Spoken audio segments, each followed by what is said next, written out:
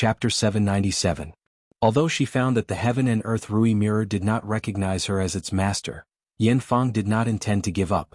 She carefully looked at the mirror in her hand and saw that it was oval in shape, surrounded by exquisite copper patterns. Although it had been buried for a long time and lacked maintenance, the copper mirror was protected by a mysterious force and had not been oxidized. On the contrary, the mirror exuded an aura of vicissitudes.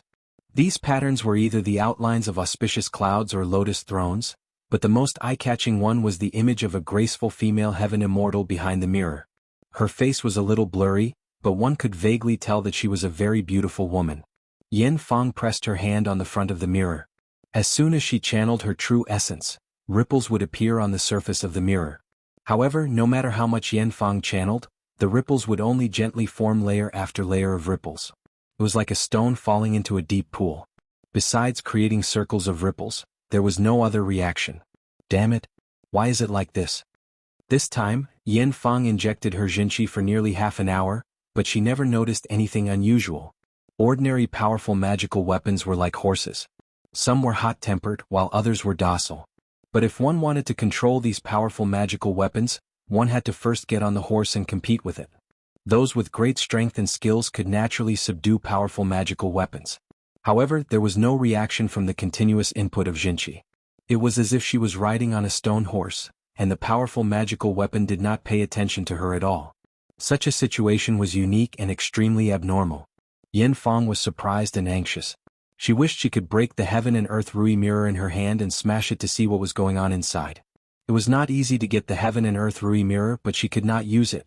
It was like holding the most valuable treasure in the world in her hand, but she could not exchange it for a penny. She could only look at it but could not get any benefits from it. It was purely a decoration and a collection. It was really painful and frustrating. Yanfang gritted her teeth and carefully hid the Heaven and Earth Rui mirror. Then she turned around and flew to the side peak where Wang Yuanshan was. At this time, Li Yunyang and Zi Yuan didn't expect that Yanfang would be able to hear the news of Wang Yuanshan in Desangxian and quietly follow them.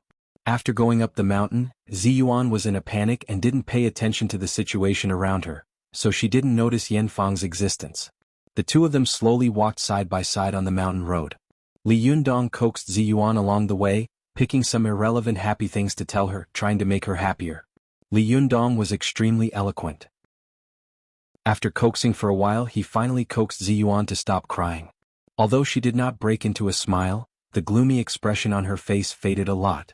Zi Yuan lowered her head all the way and did not speak. It was not until they reached the foot of the mountain where Wang Yuanshan had hidden the treasures that she raised her head and said softly, "Li Yundong, thank you for talking to me. I'm much better now.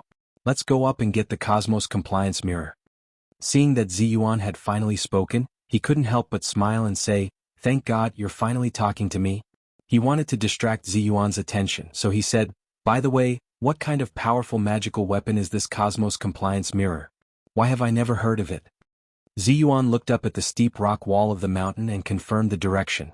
She said softly, "The Mirror of Heaven and Earth is a powerful magical weapon specially used by Taoists for cultivation.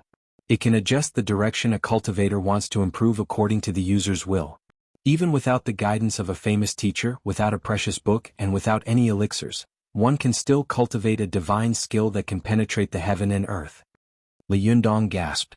He was an experienced person, so he naturally knew that if Su Chan and Zi Yuan hadn't led him into the sect and given him careful guidance, it would have been impossible for him to make rapid progress in cultivation. Moreover, if he hadn't practiced the heavenly Jindan technique, he wouldn't have been able to defeat the cultivators of various sects on Mount Tianlong. If he couldn't defeat these people, there would naturally be no Li Yundong in the future. Since ancient times, the cultivation world was the same as the martial arts world and the medical world. If one wanted to achieve amazing results, then one had to acknowledge a famous teacher. If one casually found a teacher and bowed his head to acknowledge him, then the result would be that he or she would vanish from the masses. The reason why Zhao Zilong was able to go in and out of Changban Slope was that he had worshipped Tong Yuan, the best spear master in the world at that time. The reason why Li Shuwen was able to be invincible in the world with a long spear was that he had worshipped Zhang Jingxing, the fourth-generation grandmaster of the Baji school. Then, under the recommendation of his master, he had worshipped Huang Shihai, the third-generation grandmaster, and finally mastered the invincible spear technique. Similarly, Sun Lutang, who was known as the best in the world, had also worshipped Li Kueyuan, a famous teacher in Hebei province, at the age of 13. Then he had been recommended by his master and worshipped Gui Yunshin, a master of Xingyi, who was known as half-step bursting fist conquering the world. Later, Sun Lutang had worshipped Qing Tinghua, a famous master of Baguazhang, and Hao Weijin, a famous master of Tai Chi. Then he had received guidance from Song Shirong and Che Yizhai, such great masters. That was how he became the famous best in the world in the future. It could be seen that without the guidance of a famous teacher, it was as difficult as ascending to heaven to achieve amazing achievements. Even if Emperor Huang Xinyuan wanted to learn cultivation, he had to ask Qi Bo, "If you want to cultivate, what should you do first?" Qi Bo said that if you want to cultivate, you must first worship a famous teacher. Without the guidance of a famous teacher, you can't become an immortal even if you cultivate for a lifetime. Therefore, Emperor Huang Xinyuan took a bath and fasted, and respectfully worshipped Qi Bo as his teacher. That was how the famous inner canon of the Yellow Emperor appeared in the Chinese cultivation world and medical world. Li Yunyang knew that his cultivation path seemed to be smooth sailing, but in fact he had a lot of opportunities along the way. Every time he encountered a bottleneck or a difficult time, he had a famous teacher to guide him and help him. He didn't dare to imagine that without Ziyuan's guidance, the heavenly Jindan technique, Zhang Zhishuan's guidance, and Rinyuan Jindan and Diyuan Jindan, it would have been impossible for him to reach the top phase of Jinshin in just 1 year. Since ancient times there had been a saying, "The poor study and the rich learn martial arts," which meant that the poor study literature. Only the rich were qualified to practice martial arts, not only because practicing martial arts required a lot of nutrition and the poor could not afford so much food, but also because practicing martial arts required a lot of money to worship a famous teacher. Without the guidance of a famous teacher, no matter how smart a genius was, it was impossible for him to understand the mystery and difficulty of cultivation by himself. The poor studied literature for 10 years. Even if they didn't worship a famous teacher, they still had a chance to be on the high list and reach the sky in one day. However, it was absolutely impossible for them to practice martial arts. Even a rare genius like Zhang Sanfeng had once studied under Taoist fiery dragon and ancestor Qin Tuan.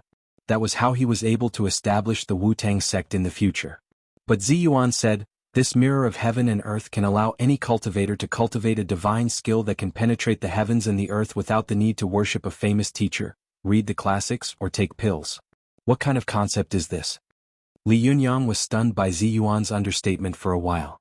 After a while, he said in surprise, "There is such a magical weapon in the world? I have to take a good look at it." The two of them flew up the mountain together. According to Wang Yuanshan's instructions, Ziyuan flew halfway up the mountain and searched carefully. However, when she took a look, she found that the branches and grass covering the entrance of the cave had obviously been moved by someone else. She was shocked and blurted out, "Someone has been here." Li Yunyang's expression also froze. He moved and got into the cave. After taking a closer look, there were indeed footprints on the ground. His heart sank and he said, "Yes, and it seems that they have just arrived." Ziyuan was very anxious and hurriedly said, "Hurry up, go inside and have a look. If this person can find this place, I'm afraid that the mirror of heaven and earth has already been taken away." The two of them hurried inside. When they arrived at the place where the treasure was hidden, they saw a big pit on the ground, which was empty. There was a buzzing sound in Ziyuan's mind. Her body swayed and she almost fell to the ground. Li Yunyang, who was beside her, was quick to react and immediately supported her with both hands. Ziyuan was in a panic and subconsciously whispered, "What should we do? The mirror of heaven and earth has been stolen." "Oh, who stole it?" Li Yundong's heart also tightened, but he knew that he couldn't panic. If he did, Ziyuan would completely panic. This fairy, who was usually calm and composed, was in a mess at this time. Li Yundong advised, "This person probably left not long ago. Let's search around quickly and see if we can find him." Hearing this, Ziyuan's spirit was lifted. She immediately gritted her teeth and rushed out, searching around like crazy. Li Yundong also followed her out of the cave. Seeing that she was running around like a headless fly in a panic, he couldn't help but hold her down with both hands and say in a deep voice, "Ziyuan, calm down. You look in the east and I'll look in the west. This way the chances will be higher." Only then did Ziyuan calm down. She took a deep breath and nodded. "Okay." The two of them searched separately, but Mount Longhu was so big. How could they find anyone?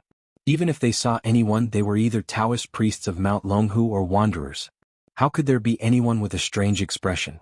After searching for a long time, they had no choice but to get together again. Li Yundong saw that Ziyuan was burning with anxiety and worry, so he couldn't help but persuade her. Ziyuan, don't worry. Since this person knows the location of the treasure and stole the powerful magical weapon before us, it's very likely that he overheard the conversation between you and Wang Yuanshan. Think about it. Did you notice anyone on the mountain before? Ziyuan shook her head and said, I was so confused at that time that I didn't notice these things. Li Yundong thought calmly for a moment and said, you didn't notice, but I believe that Wang Yuanshan must have noticed. Let's go and ask him quickly. Maybe he will know. Ziyuan sighed softly and said, I'm so confused that I don't have the heart to think about it. Just tell me what to do. I'll follow you. Li Yundong smiled slightly and said, well, let's go now. After that, he took Ziyuan to the side peak where Wang Yuanshan was. Early this morning, I received very bad news. My father-in-law had a minor stroke and my mother-in-law's blood test indicators were rising day by day, reaching the standard for cancer.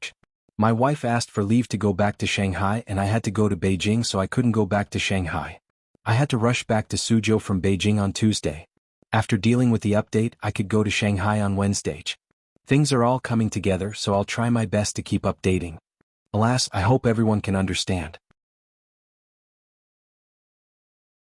Chapter 798. Li Yundong took Ziyuan and flew all the way back to the side peak where Wang Yuanshan was imprisoned. However, Li Yundong was surprised to find that in less than 2 hours after they left, this side peak was already full of Taoist priests in Taoist robes. Especially when Li Yundong and Ziyuan walked to the foot of the mountain, a Taoist priest immediately came up to them and asked with a vigilant face, this is not the tourist area. You can't enter at will. Mount Longhu was very large with 99 peaks. There were often groups of backpackers climbing around this mountain. The Taoist priest saw that Li Yundong and Ziyuan were both dressed in ordinary clothes, so he thought they were tourists who liked to wander around. At a glance, Li Yundong saw that the Taoist priest's temples were bulging, and his eyes were shining like light bulbs. In particular, his muscles were like dragons and even the loose Taoist robe could not hide them. He looked extremely powerful. The Taoist priest held a horsetail whisk in one hand and hid the other in his sleeve. He showed an extremely aggressive and hostile aura. Li Yundong hadn't expected that less than 2 hours after he left the mountain would be under martial law. He was stunned for a moment. Yu Ziyuan looked at each other and asked, I just left here. Why can't I enter the mountain now? The Taoist priest had never seen Li Yundong and Ziyuan before. He looked at them carefully and saw that although Li Yundong was no different from ordinary people, he had a different temperament, especially Li Yundong's skin, which was as delicate as porcelain, and his eyes were bottomless. His aura made people not dare to underestimate him. In particular, Ziyuan, who was beside him, had an ethereal aura and a beautiful appearance. She was dazzling. It seemed that she was not an ordinary person. The Taoist priest did not dare to be careless. He frowned slightly and said, Humph, 1 has left and 2 have come. The order to close the mountain has just been issued. If you have anything to do, I can only apologize. Please go back. From today on, this mountain will not be open to the public. But Li Yundong wanted to say more, but Ziyuan suddenly grabbed him and said, Forget it, Li Yundong, let's go first. Li Yundong frowned and walked a few steps back with Ziyuan. But after a while he suddenly turned around and asked, Someone else was here before. Who else? The Taoist said impatiently, He's just a man. Why do you care so much? Li Yundong thought for a moment and asked, How old is this person? What does he look like? What kind of clothes is he wearing? The Taoist priest seemed extremely impatient. He waved his hand and said, I don't remember. Let's go. If you don't leave now, I'm going to kick you out. Li Yundong was a little unhappy and wanted to force his way into the mountain, but when he saw that Ziyuan was just shaking her head at him, he had no choice but to stop asking. After nodding to Ziyuan, the two of them slowly walked out of the Taoist's sight. Something's wrong. Why did they seal the mountain right after we left? Moreover, this Taoist priest's cultivation is not low. He seems to be very powerful. The more he thought about it, the stranger he felt. Ziyuan said in a low voice, Obviously, after Wang Yuanshan finished the last thing, the Jingyi school sealed the mountain to prevent the news from leaking out. In addition, they have to protect the absolute love extinguishing formation to prevent anyone from destroying it. Li Yundong shook his head and said, Although this Taoist priest's cultivation is not low, if they want to protect this magic formation with just these people, it's really a pipe dream. Ziyuan sighed and said, you forget, there's still my master Wang Yuanshan. These people are just sentries. With my master here, who else in the world can break the formation except for the mystical silver fox?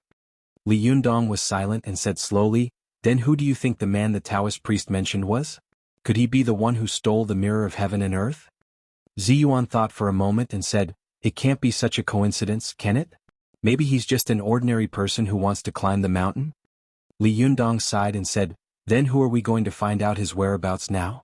Why didn't you let me rush up and ask Wang Yuanshan just now? Maybe we'll know the answer as long as we ask. Ziyuan shook her head and said, I had already guessed who it was, but the Taoist priest said it was a man just now, so I'm not sure. Li Yundong reacted very quickly and blurted out, you mean Yin Fang? Ziyuan nodded slowly and said, that's right. This person was able to take away the mirror of heaven and earth before us, which means that he just got the news and must have heard the conversation between me and my master. At that time, my master had been talking to me in a normal tone. Only when he told me the location of the treasure did he ask me to lean over. Obviously, he had already noticed that someone was eavesdropping. It's a pity that I was so flustered at that time that I didn't notice this detail. Li Yundong's heart skipped a beat. He continued Ziyuan's words and said, after you left, Wang Yuanshan must have pointed out this person, but he obviously didn't make things difficult for him and even told him the location of the treasure? Ziyuan sighed softly and said, I guess so. There is only one person in the world who can make my master change his decision. This person is his shimmy Yin Fang. Li Yundong suddenly couldn't help but have the urge to laugh out loud. He didn't laugh for anything else but for Yin Fang's perseverance, her stubbornness and stupidity. Li Yundong sighed and said, this Yin Fang is really something. She was beaten by me until her yang spirit collapsed, but she still hasn't given up her plan. Even I don't know where she is hiding. Since she can appear here at this time, do you think she has been following us all the way or did she meet us here by chance? Ziyuan's expression was a little complicated. She sighed softly and said, how can there be so many coincidences in the world? Li Yundong's eyes flashed and he sneered, if it's not a coincidence, then how did she get the news after following us all the way here? Ziyuan and Li Yundong looked at each other. Both of them were extremely smart people. They had noticed a lot of clues from their words. However, if the Taoist priest had said that it was a woman, then everything would have been right. However, the Taoist priest had said that it was a man. Li Yundong and Ziyuan had racked their brains, but they had never imagined that Yin Fang would turn into a man at this time, especially when she had occupied their nephew's body. Li Yundong and Ziyuan had been reasoning all the way. After pushing the question of this person's gender, they had fallen into a dead end. No matter what, they couldn't link it to Yin Fang. Li Yundong thought for a moment and asked, do you think it's Yin Fang disguised as a man? Ziyuan shook her head and said, impossible. Ordinary people can't see it, but how can cultivators like us not know whether a person is a man or a woman? Li Yundong suddenly asked, do you think that this man is Yin Fang? Ziyuan was also obviously stunned. The two of them looked at each other and both felt that this sentence was too unbelievable. With Yin Fang's character, how could she occupy a man's body? Li Yundong felt that it was impossible after he said it himself. Then he shook his head and said, forget it, just pretend that I didn't say it. Although Yin Fang is a little twisted, she shouldn't be that twisted, right? Ziyuan didn't want to talk about this matter anymore. She said to Li Yundong apologetically, Li Yundong, before you reach the Jinshin phase, I wanted to find this mirror of heaven and earth for you to use for cultivation. But at that time I couldn't find it. Now I could have gotten this powerful magical weapon, but I didn't expect that someone else would get it first. I'm really sorry. Li Yundong shook his head and said with a smile, don't say that to me. You're treating me like an outsider. I heard you talk about this mirror of heaven and earth before, so I roughly understand what kind of powerful magical weapon it is. The lower the cultivation of this kind of powerful magical weapon, the more obvious and effective it is. But the higher the cultivation of the person, the worse the effect, right? Ziyuan smiled and said, that's true. The most precious thing about this powerful magical weapon is that it can help cultivators break through the bottleneck and shackles of cultivation.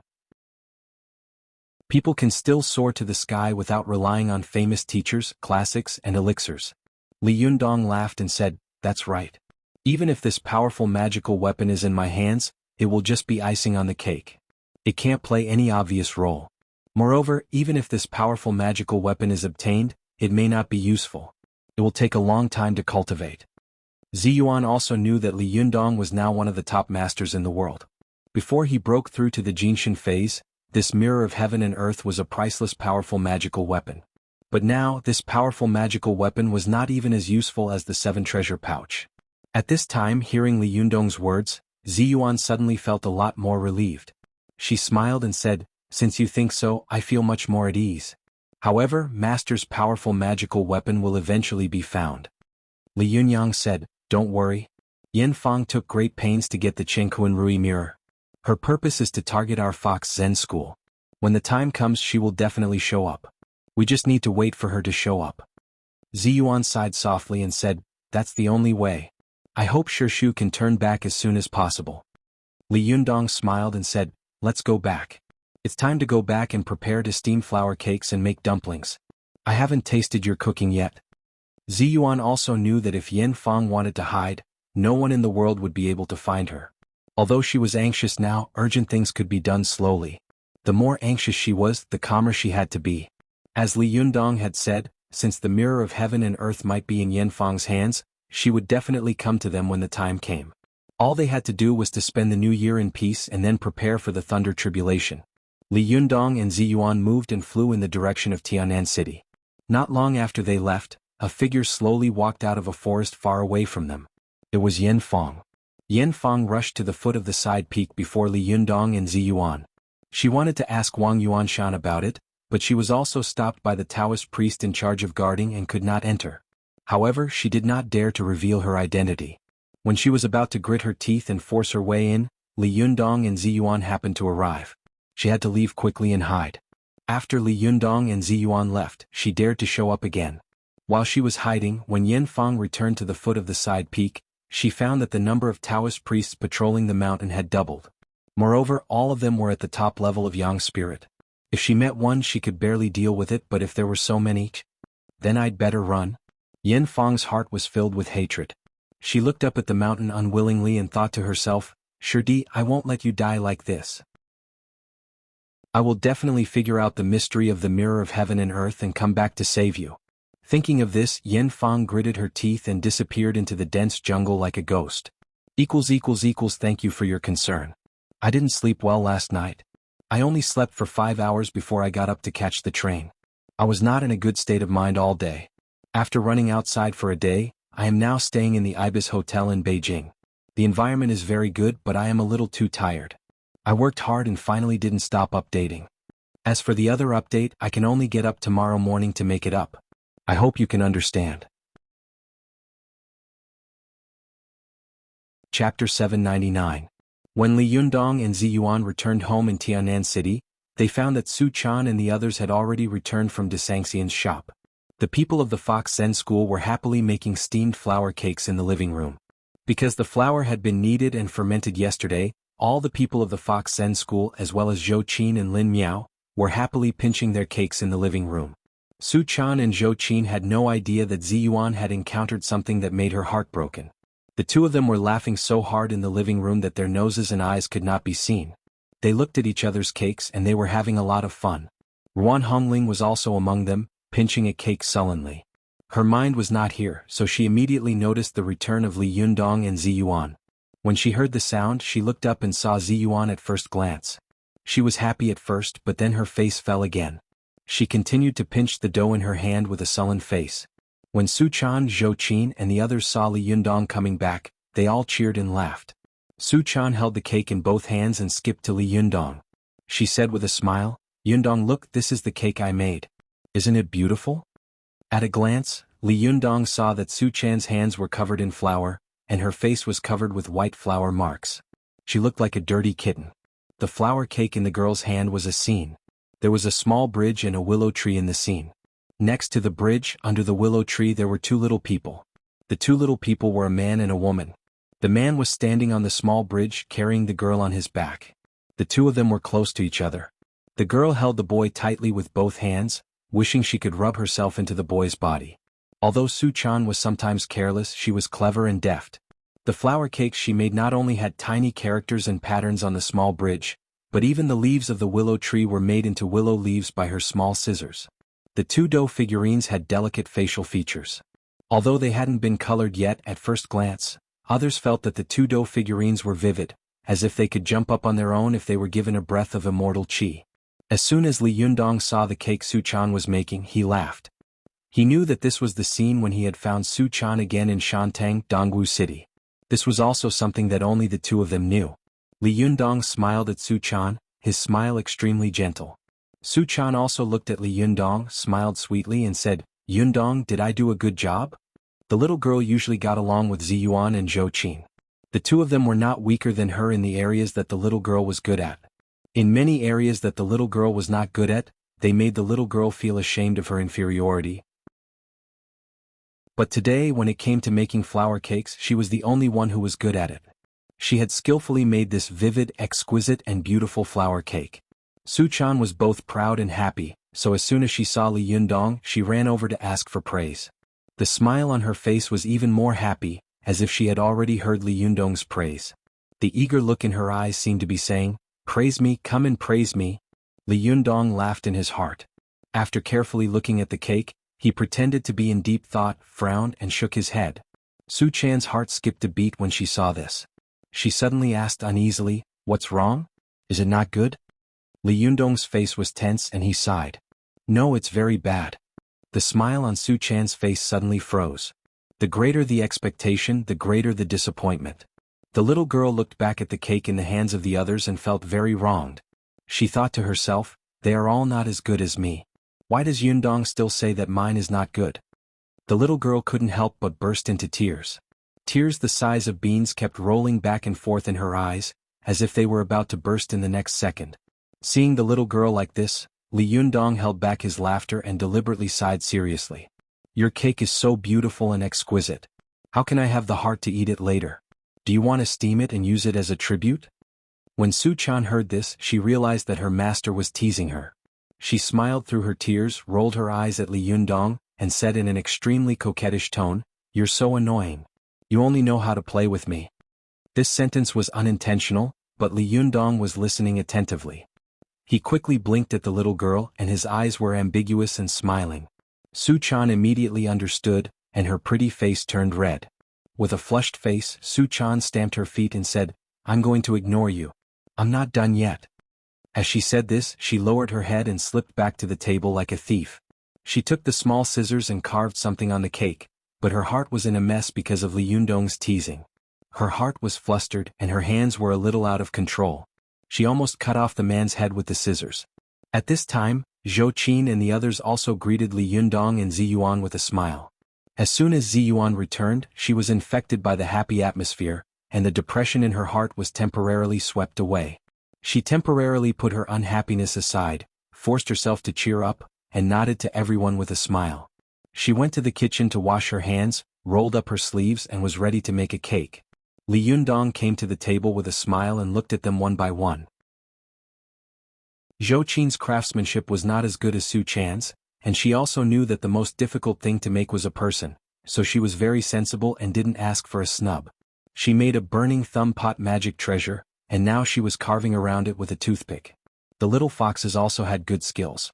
Some of them were making immortals of the 8 immortals, while others were making demons and ghosts. Even the sullen Ruan Hongling had made a man herself. He was dressed in a Taoist robe and had a long sword on his back. He looked elegant and elegant.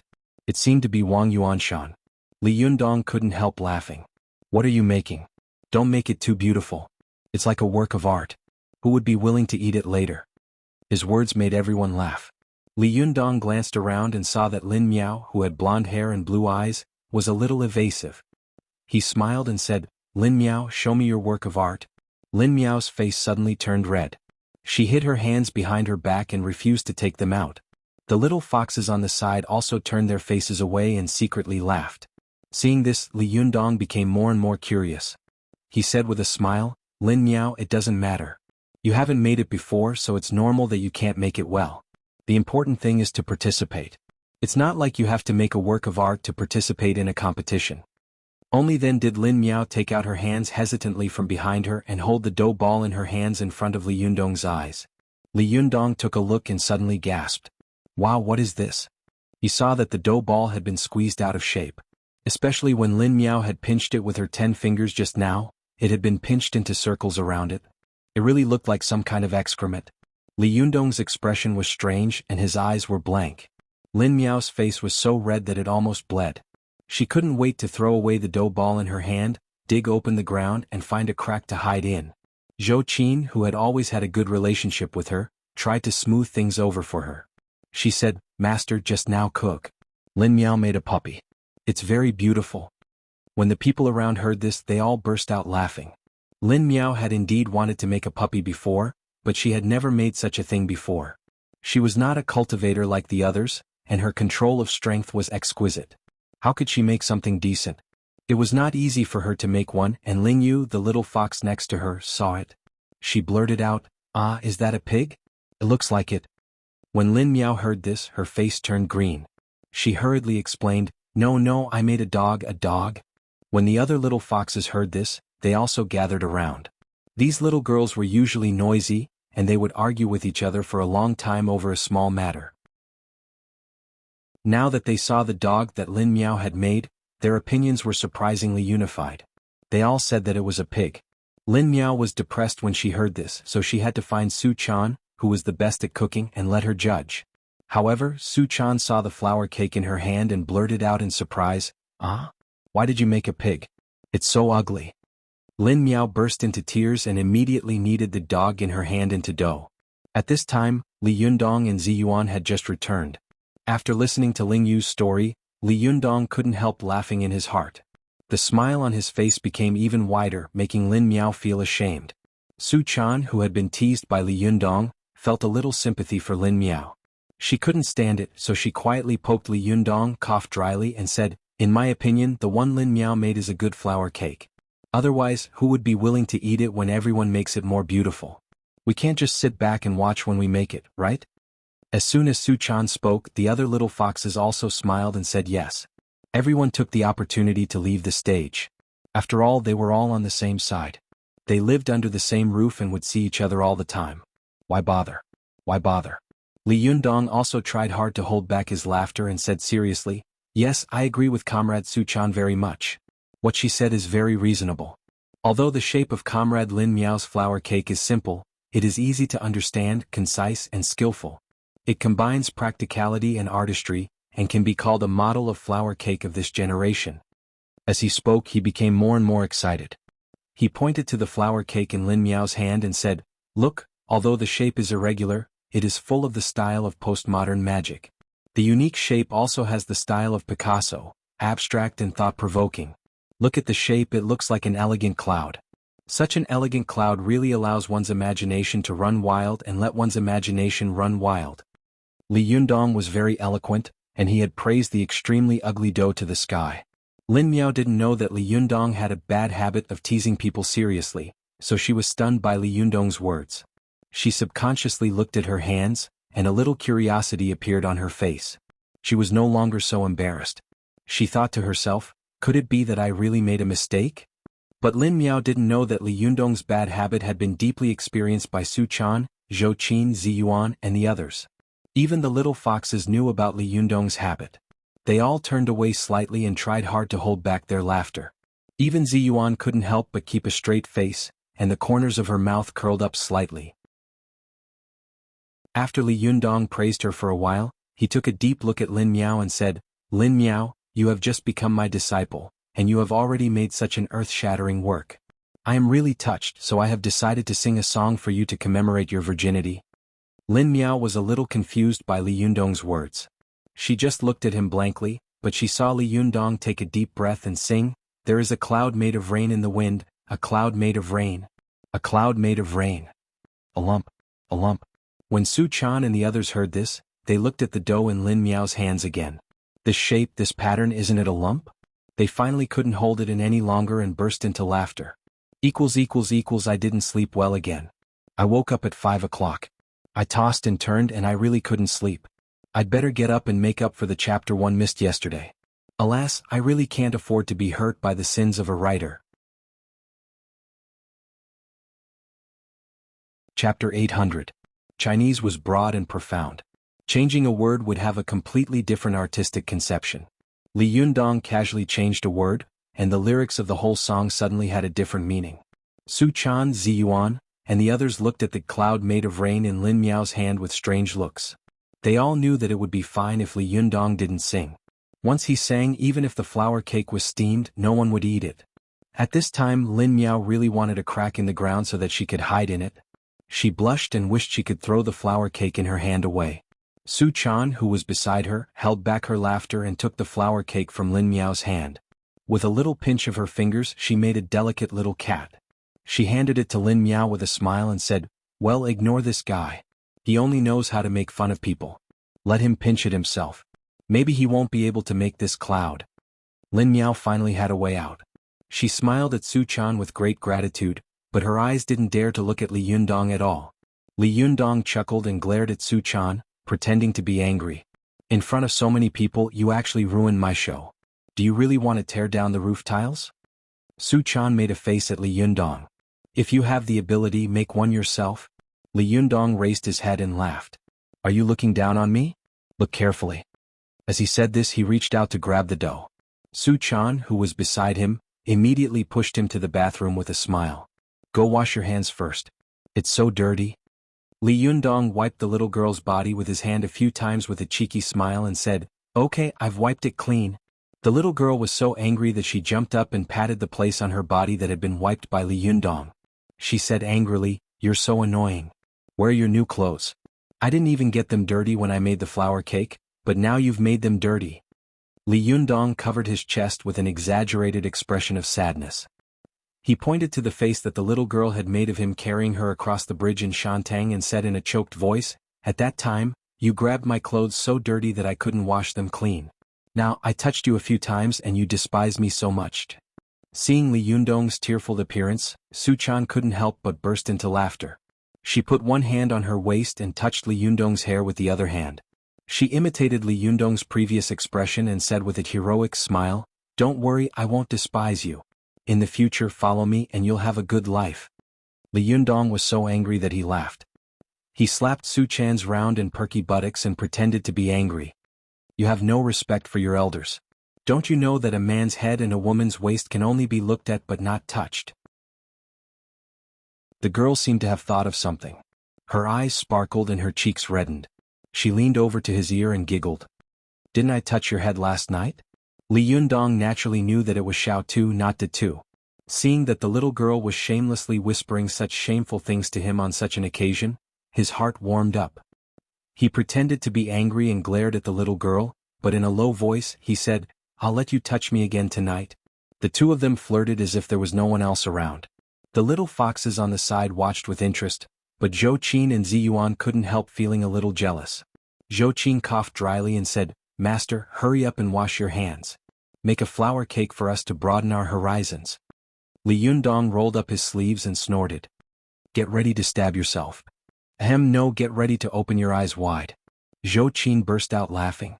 "Are you going to stab yourself in the eyes?" Li Yundong raised his head and laughed. He turned around and went into the bathroom. When he came out, he rolled up his sleeves and prepared to make a flour cake. Everyone knew that Li Yundong's handwriting was ugly, so it was impossible for him to have any artistic talent to make a beautiful flour cake. They were all ready to watch him make a fool of himself. Even Lin Miao, who had been teased by Li Yundong before, quietly looked at Li Yundong from the side. His eyes were full of dissatisfaction. He was waiting for Li Yundong to make a cake that was uglier than him, and then he would laugh at him. Li Yundong looked around and saw that everyone was up to no good and wanted to see the world in chaos. He smiled and made a fist-sized dough with both hands. After kneading it, he pressed it into the shape of a cake. Then he stopped kneading and turned to go into the kitchen. After a while, he came out with a cabbage clapper with only half of it left. Then he pressed it against the dough and uncovered it. A flower shape naturally appeared on the cake. Everyone burst into laughter and jeered, "Cunning, too cunning. This is not a flour cake at all." Li Yundong laughed and said, "A black cat or a white cat is a good cat if it can catch mice." Ruan Hongling, who had been in a bad mood, couldn't help laughing when she saw this. She pursed her lips and quarreled with Li Yundong, which was rare. "You're really shameless. What kind of skill is opportunistic? It will make you lose face if others know about it." Li Yundong asked curiously, "Is my skill in making flour cakes?" Ziyuan was most afraid of Ruan Hongling and Li Yundong bickering. At this time she hurriedly came out to smooth things over. She smiled and said, "Don't talk so much. This kind of flour cake is for eating. Let's hurry up and steam it. It's time to eat. Ruan Hongling snorted and muttered in a low voice, people are taking sides, but you only know how to take sides. Ziyuan was flustered when she heard this. She couldn't help but look at Su Chan and then glared at Ruan Hongling. However, Ruan Hongling turned her head away and whispered, "Isn't that so?" Ziyuan was angry, but she couldn't lose her temper at this time.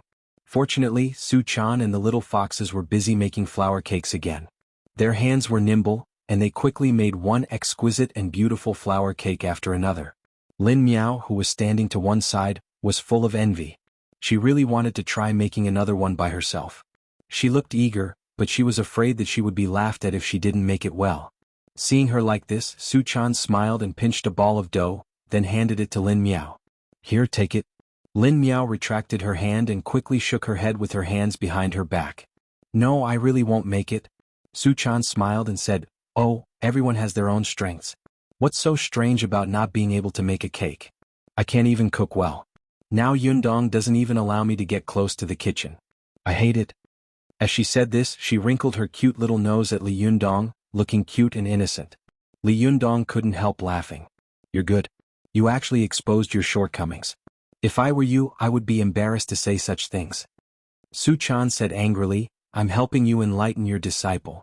Li Yundong smiled and said, "Okay, sister bosom, go on." Su Chan was a little unhappy. She stamped her feet and said, "I'm not a big sister. I'm not that big. I'm a bosom lady." This sentence made Li Yundong laugh so hard that he almost threw his head back and died. Tears were about to come out of his eyes. He said breathlessly, Well, you are a considerate lady." Ziyuan and Zhou Qin also suddenly laughed so hard that they almost passed out. The two of them hurriedly turned around and trembled with laughter. All the members of the Fox Zen school had been in the secular world for a long time, so they naturally knew what this bosom lady was. They all laughed so hard that they cried out. At first, Su Chan was a little confused. She stared at these guys who were laughing so hard with her big eyes wide open. But soon she came to her senses and blushed with shame. She covered her face and went into her room.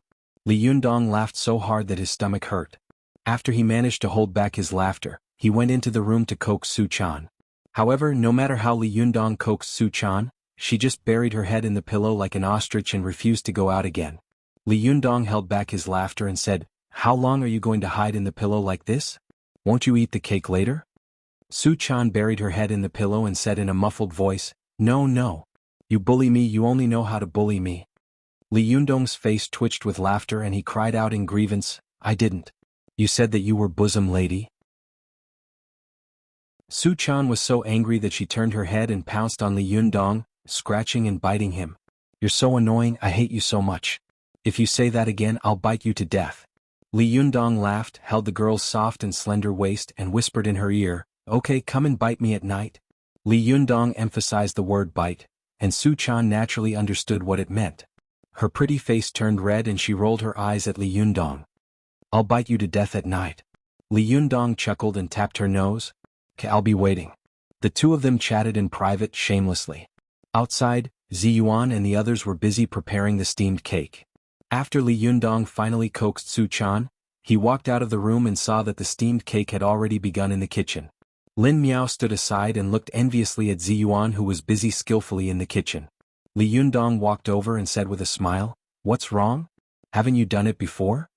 Lin Miao shook her head with a face full of shame and said, "Well, I've never done these things before." As she said this, she looked at Li Yundong timidly and asked in a low voice, "Master, am I a terrible disciple? Isn't it a little too late for me to start cultivating at this age? I heard that the younger you are, the better you are." Li Yundong shook his head with a smile and said, "What's too early? I was already 20 when I started cultivating. At your age, why are you in such a hurry?" Bill Gates became the richest man in the world at the age of 39, Qin Tianxiao became the richest man in China at the age of 31, Sun Zhongshan founded the Xinjiang Association at the age of 28, Sun Quan occupied Jiangdong at the age of 19, Ding Junhui won the world championship at the age of 15, Deng Bor won an Oscar at the age of 7, Beethoven began composing at the age of 4, and the Calabash brothers began fighting monsters when they were born. Tell me, who do you want to compete with? Lin Miao was also a smart person. She understood the meaning of Li Yundong's words. She smiled a little embarrassedly and said, I know, I will be down to earth and learn. Li Yundong nodded, rolled up his sleeves with a smile and began to help. With Li Yundong's help, Ziyuan soon brought the flour cakes to the table one by one. Everyone gathered together and had a delicious meal. The little girl also ran out with a shy face. When Li Yundong was not paying attention, she grabbed a piece of flour cake and went into the room, refusing to come out again. Li Yundong couldn't help laughing and could only shake his head. After the meal, the group of people went back to their rooms. Zhou Qin was still cultivating by herself, Ziyuan and Ruan Hongling were whispering in their own rooms, and the little foxes were also meditating in their own rooms. It was not until late at night that Li Yundong's unlocked door was pushed open. The little girl secretly poked her head in from outside. She saw Li Yundong sitting cross-legged on the bed, looking at her with a smile and saying, "Ah, it's Miss Jinxin." The little girl closed the door behind her and snorted, "You're so annoying." "It's Sister Jinxin." Li Yundong smiled and said, "Thank you, Sister Jinxin. Please let Miss Jinxin come." Su Chan and Li Yundong had been intimate with each other for the whole night. Although they hadn't reached the last step, they had done a lot to please each other. The little girl had tasted the sweetness, so she was naturally very happy and excited. She got into Li Yundong's arms, raised her neck and said to Li Yundong pitifully, "I'm so pitiful. I'm a big sister during the day and a miss at night."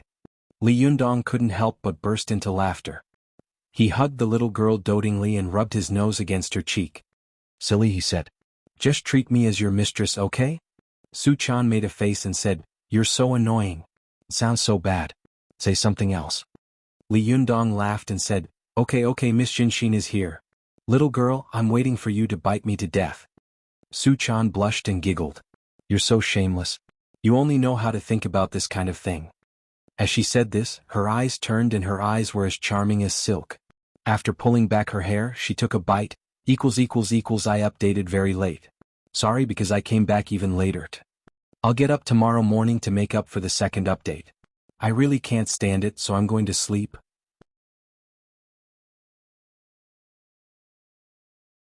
Chapter 801. After the little girl and her master were done, she lay lazily in his arms. Her body was curled up like a kitten, and she said softly with a slightly nasal voice, "Master, when can we dual cultivate?" Just as Ao Wushuang had once said, when love was aroused, desire was aroused. Su Chan loved Li Yundong very much, and the two of them were willing and had no scruples. However, when the little girl was burning with desire and wanted to make love to Li Yundong refused. Seeing the girl's charming appearance, Li Yundong deliberately pretended to be puzzled. "Aren't we doing dual cultivation now?" Su Chan gently hit Li Yundong with her fist and said angrily, "You're so annoying. This is not dual cultivation. Besides, even if it is, it's just a small dual cultivation."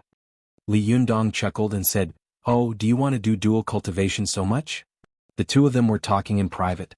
Although they had done the most shameful things in the past, Su Chan still blushed. She turned her head away in embarrassment and said angrily, "You're so annoying. You know the answer. You say it as if you don't want to." Li Yundong's face tightened and he said seriously, "Amit Ba, my 5 dragons embracing pillar magic kung fu has reached the sublime realm. I don't know anything about dual cultivation. Why don't you give me some advice, benefactress?" Su Chan couldn't help laughing. "Ba, how can there be a perverted monk like you in the world? You're so shameless. Haven't you given me enough advice just now?" Li Yundong said with a shy face, "Didn't someone say that they wanted to do dual cultivation?" Su Chan was ashamed and said angrily, "You're so annoying. Dual cultivation is also a kind of cultivation. Why does it sound so dirty to you?" Li Yundong laughed and said, "Are you anxious?"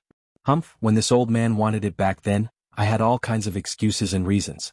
Now, I'll let you understand the feeling of anxiety and suffering.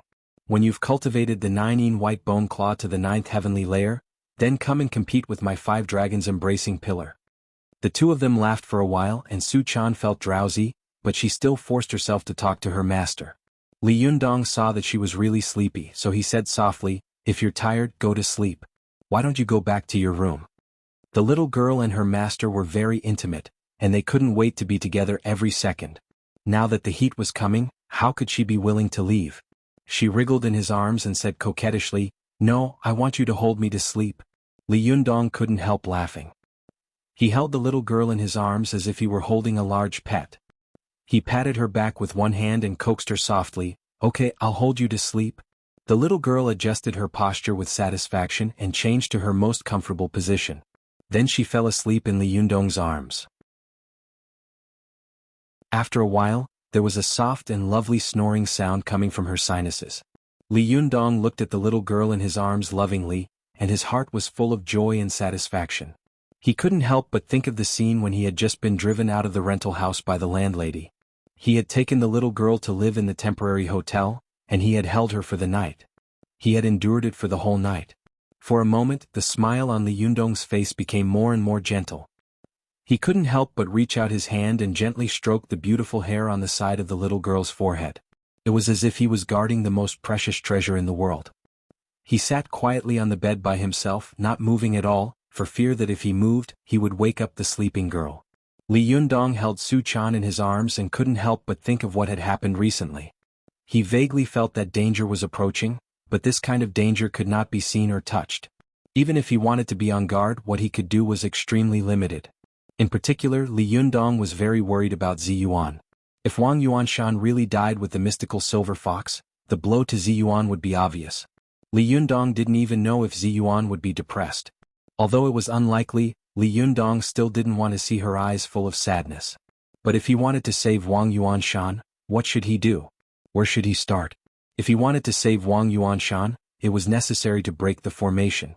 If he wanted to break the formation, judging from the solemn posture of the Jingyi school, it was obvious that he was going to have a head-on conflict with them. If that was the case, the grudge between him and the Jingyi school, which had been eased with great difficulty, would really be irreconcilable. He would have to face the anger of the world's largest cultivation sect. Of course, this was not the most important or the most terrible thing. The most important and terrible thing was that if he broke the formation, no one could deal with the mystical silver fox. What should he do? No matter how conceited Li Yundong was, he didn't dare to pat his chest and say that he could definitely deal with the mystical silver fox. When he first entered the secret room of the Fox Zen school, he saw the mystical silver fox writing the heavenly Jindan technique with her bare hands on the hard granite for the first time. The shock was still fresh in Li Yundong's memory. In particular, the domineering and majestic words of the mystical silver fox really left an unforgettable impression on Li Yundong. He knew that the words were like the person. How powerful was her strength to cultivate such momentum and confidence? If Wang Yuanshan couldn't deal with her, who in the world would be a match for the mystical silver fox? Thinking about these things, Li Yundong unconsciously fell into deep thought. It was not until dawn that Su Chan woke up in a daze. As soon as she opened her eyes, she saw Li Yundong looking at her with a gentle gaze, his eyes unblinking. The little girl only felt that Li Yundong's eyes were warm, as if they were going to melt her. Although she was still a little sleepy, she still smiled sweetly and asked, "You haven't slept all night?" Li Yundong chuckled and said, "Well, I'm meditating and practicing qi." Only then did Su Chan look at herself. Her sleeping posture was almost exactly the same as before she fell asleep. She hadn't moved much. Li Yundong had held her in his arms all night. How could he meditate and practice qi? It was obvious that he was comforting her. She was moved and the smile on her face became sweeter. "You're lying. You didn't meditate and practice qi at night." Li Yundong pretended to look at Su Chan in surprise. "Goddess, you're amazing. You can see through such a lie at a glance." Su Chan giggled and said proudly, "That's right. Tell me, did you look at beautiful women all night last night?" Li Yundong smiled and pinched the tip of the little girl's nose. "Yes, you're so amazing. You even know that." The little girl laughed heartily. After laughing with Li Yundong for a while, she was keenly aware that although Li Yundong was looking at her with a smile, there was a trace of worry hidden in the corners of his eyes, as if he was full of worries. The little girl asked tentatively, "Yundong, you seem to have something on your mind?" Li Yundong smiled slightly and stroked the little girl's hair. "Why do you say that all of a sudden? What's on my mind?" Su Chan refused to believe him. She shook her head and said, "No, I can see whether you have something on your mind or not. Yundong, why don't you tell me if you have something on your mind?" As she said this, the little girl held Li Yundong's arm nervously. "Do you dislike me?" Li Yundong couldn't help laughing. "Silly girl, you only know how to think all day long. Actually, it's nothing." As he said this, he told Su Chan about what he and Ziyuan had encountered in Mount Longhu. Then he sighed and said, "Ziyuan has helped me so much. I really want to help her, but I don't know where to start." The little girl blinked and said, "If we really can't do it, why don't we sneak into Mount Longhu and break the formation?" Li Yundong shook his head and said, now that Mount Longhu is so heavily guarded, how can we sneak in? Su Chan giggled. Have you forgotten that I can use illusion spells? As long as we cast spells nearby, I dare not say for Wang Yuanshan, but those Taoist priests who are guarding the area will definitely not be aware of it. We can sneak in without anyone noticing. Li Yundong was stunned and then his eyes lit up. Yes, how could I forget about that? But soon Li Yundong shook his head and said, but I don't know how to break the formation. The magic formation is not like other magic. If the method of breaking it is wrong, it is easy to cause a backlash. That will be bad luck. The little girl opened her mouth and thought for a moment. Suddenly she sighed and said, alas, if only Master was here. She might have a way. Well, Master is the most powerful. She must know a way. As she said this, the little girl saw Li Yundong and immediately changed her words. No, it's Master who is the most powerful, and Master who is the second most powerful. Li Yundong laughed and said, yes, I am the most powerful, but I don't know how to break the formation. The little girl made a face at Li Yundong and was about to speak when she suddenly heard a voice coming from outside. It was Zhou Qin's surprised voice. Lu Feier? President Chao, you're here? When the little girl heard this, she immediately jumped up and said in surprise, oh, they're here. I have to go out quickly. I can't let them see me here. As she said this, the little girl was about to get out of bed. Li Yundong laughed and hugged Su Chan. Stop it. Do you think that no one will know if you go out now? Why do you make it look like you're having an affair? Are you afraid that people will catch you in bed? The little girl blushed, covered her cheeks with her hands and said angrily, you're so annoying. Get out quickly. I don't want to go out. I don't want to be seen by them. As she said this, she begged and stayed on the bed, refusing to get up. Li Yundong had no choice but to freshen up a little in the bathroom in the room and go out by himself. As soon as he went out, Li Yundong saw Lu Feier standing in the living room. She was slim and graceful with light makeup on her face. Chao Kefi was standing next to her. Chao Kefi had a faint smile on her face, but her appearance and temperament were more beautiful than when he had met her before. Just standing there, there was an invisible aura that kept spreading out. Even Li Yundong, who was used to seeing beautiful women and had a firm mind, felt his heart pounding when he saw her. He was shocked by Chao Kefi's amazing beauty. Li Yundong was stunned for a moment. Lu Feier, who was next to him, pursed her lips and smiled. She nudged Chao Kefi with her elbow and said with a smile, someone is dumbfounded, Sister Chao. Chao Kefi's cheeks were slightly red. She looked at Li Yundong with some embarrassment and said, I'm sorry to have caused you trouble. Do you think I came too early? Only then did Li Yundong come to his senses. He laughed and said, it's okay. It's a pleasure to have a friend coming from afar. Have a seat. Ling Yu, go and pour some tea. What are you waiting for? Ling Yu immediately jumped up and said with a smile, okay, I'll go now. As soon as she moved, she heard someone knocking on the door again. Ling Yu giggled and said, it's really the new year. So lively. Are there magpies singing on the branches today? As she said this, she jumped to the door and opened it. She poked her head out and said with a smile, who is it? As soon as she poked her head out, she was immediately startled. She immediately stopped smiling and said in surprise, oh, it's Shi Shu. You're back. As she said this, she turned her head and shouted in surprise, Shi Shu Wushuang is back. Her voice was crisp and loud and everyone heard it. All the people of the Fox Zen school immediately rushed out. At this time, the door of Li Yundong's room was also suddenly opened. The little girl, dressed in a nightgown with messy hair, rushed to the door like a gust of wind and cried, Master, you're finally back. Chaner missed you so much. Sorry, I was called out after writing 2,000 words this morning. After a busy day, I just entered the room and quickly wrote a chapter and posted it. There will be a chapter later, but it's a little late. Don't wait for me. I have to rush back to Suzhou by train tomorrow morning, so I guess I owe you another chapter in the end. What a tragedy.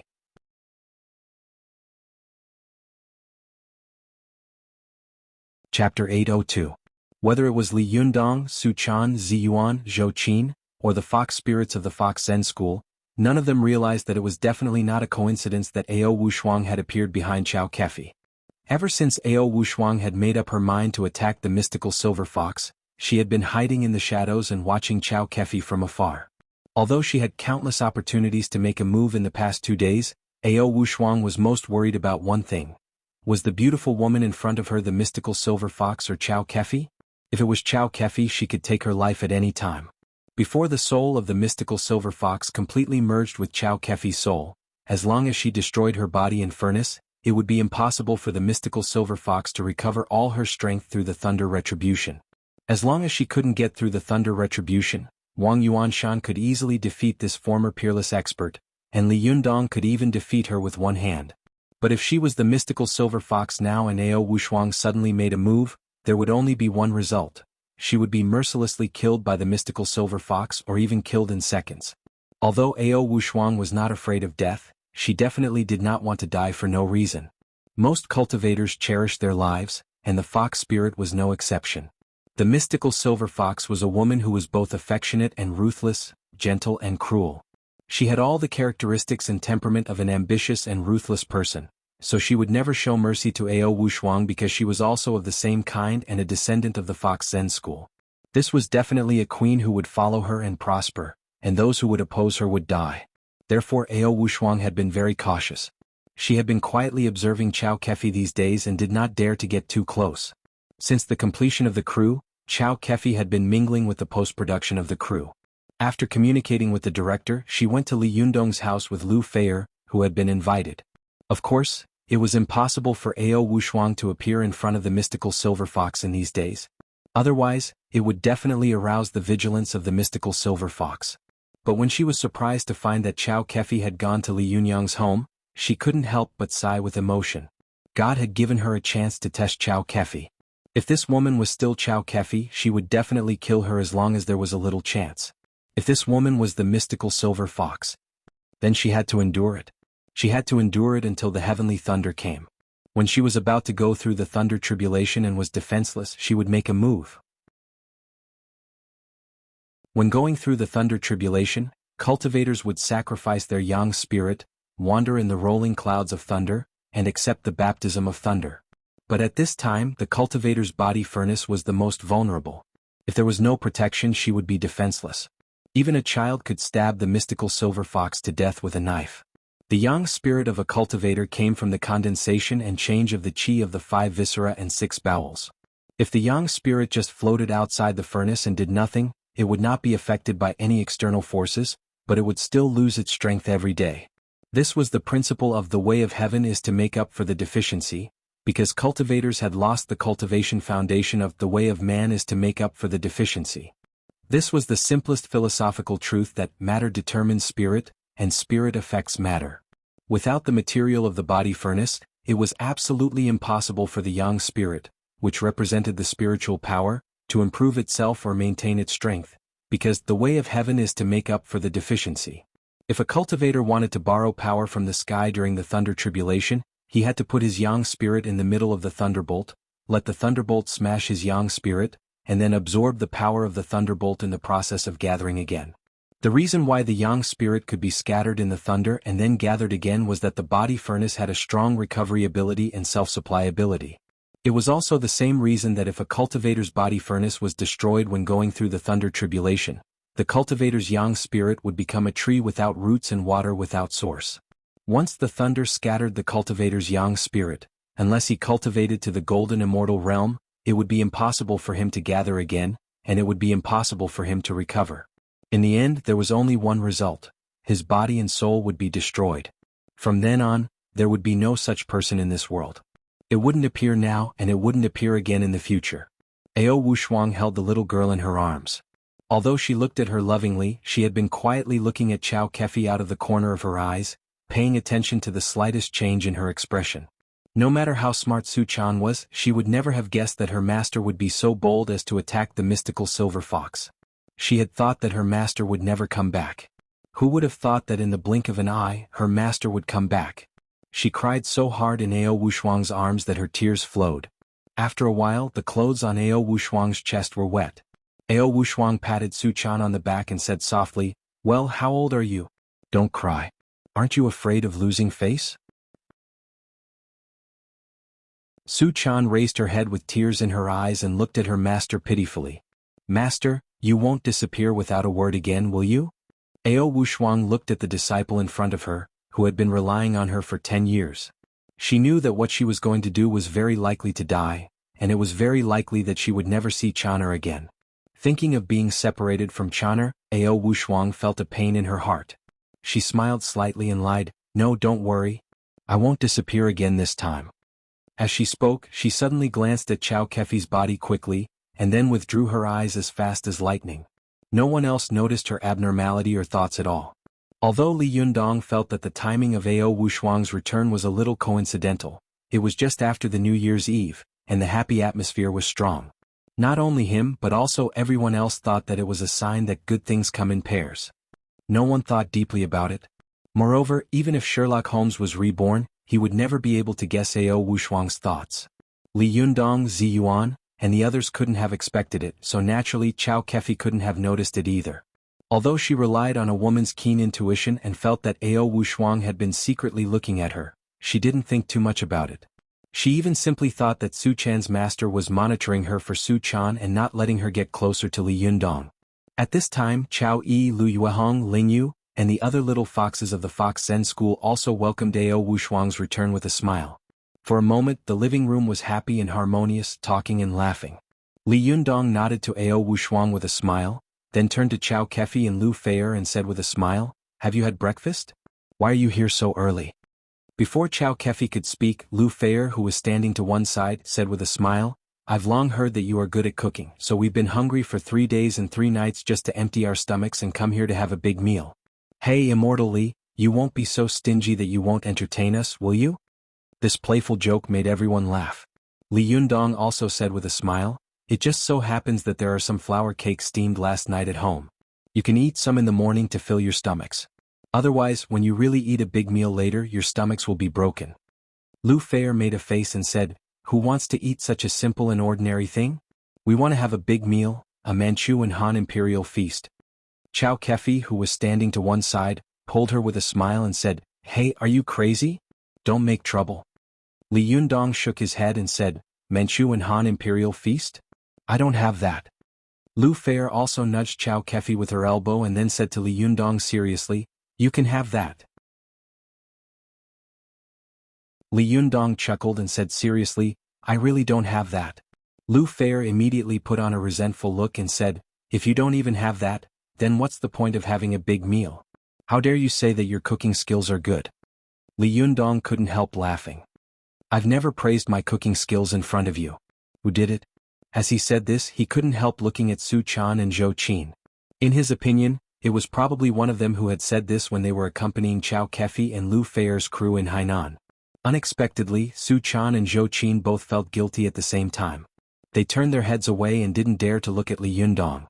Li Yundong was so angry that he laughed. "Well, both of you have a share." Lu Feier, who was standing to one side, didn't care about this. She reached out and grabbed Li Yundong generously, looking as if she was determined to cling to him. She said unrelentingly, "I don't care.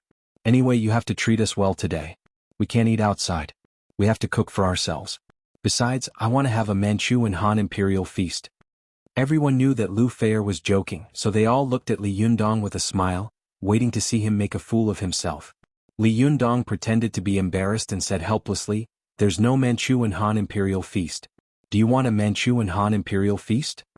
Lu Feier couldn't help laughing and said, "Bah, it's so smelly and dirty. I don't even have an appetite." Li Yundong was overjoyed. "No appetite? That's good." As he said this, Li Yundong waved to the crowd and said, "Kids, no one wants to have a Manchu and Han imperial feast. Let's go do what we should do."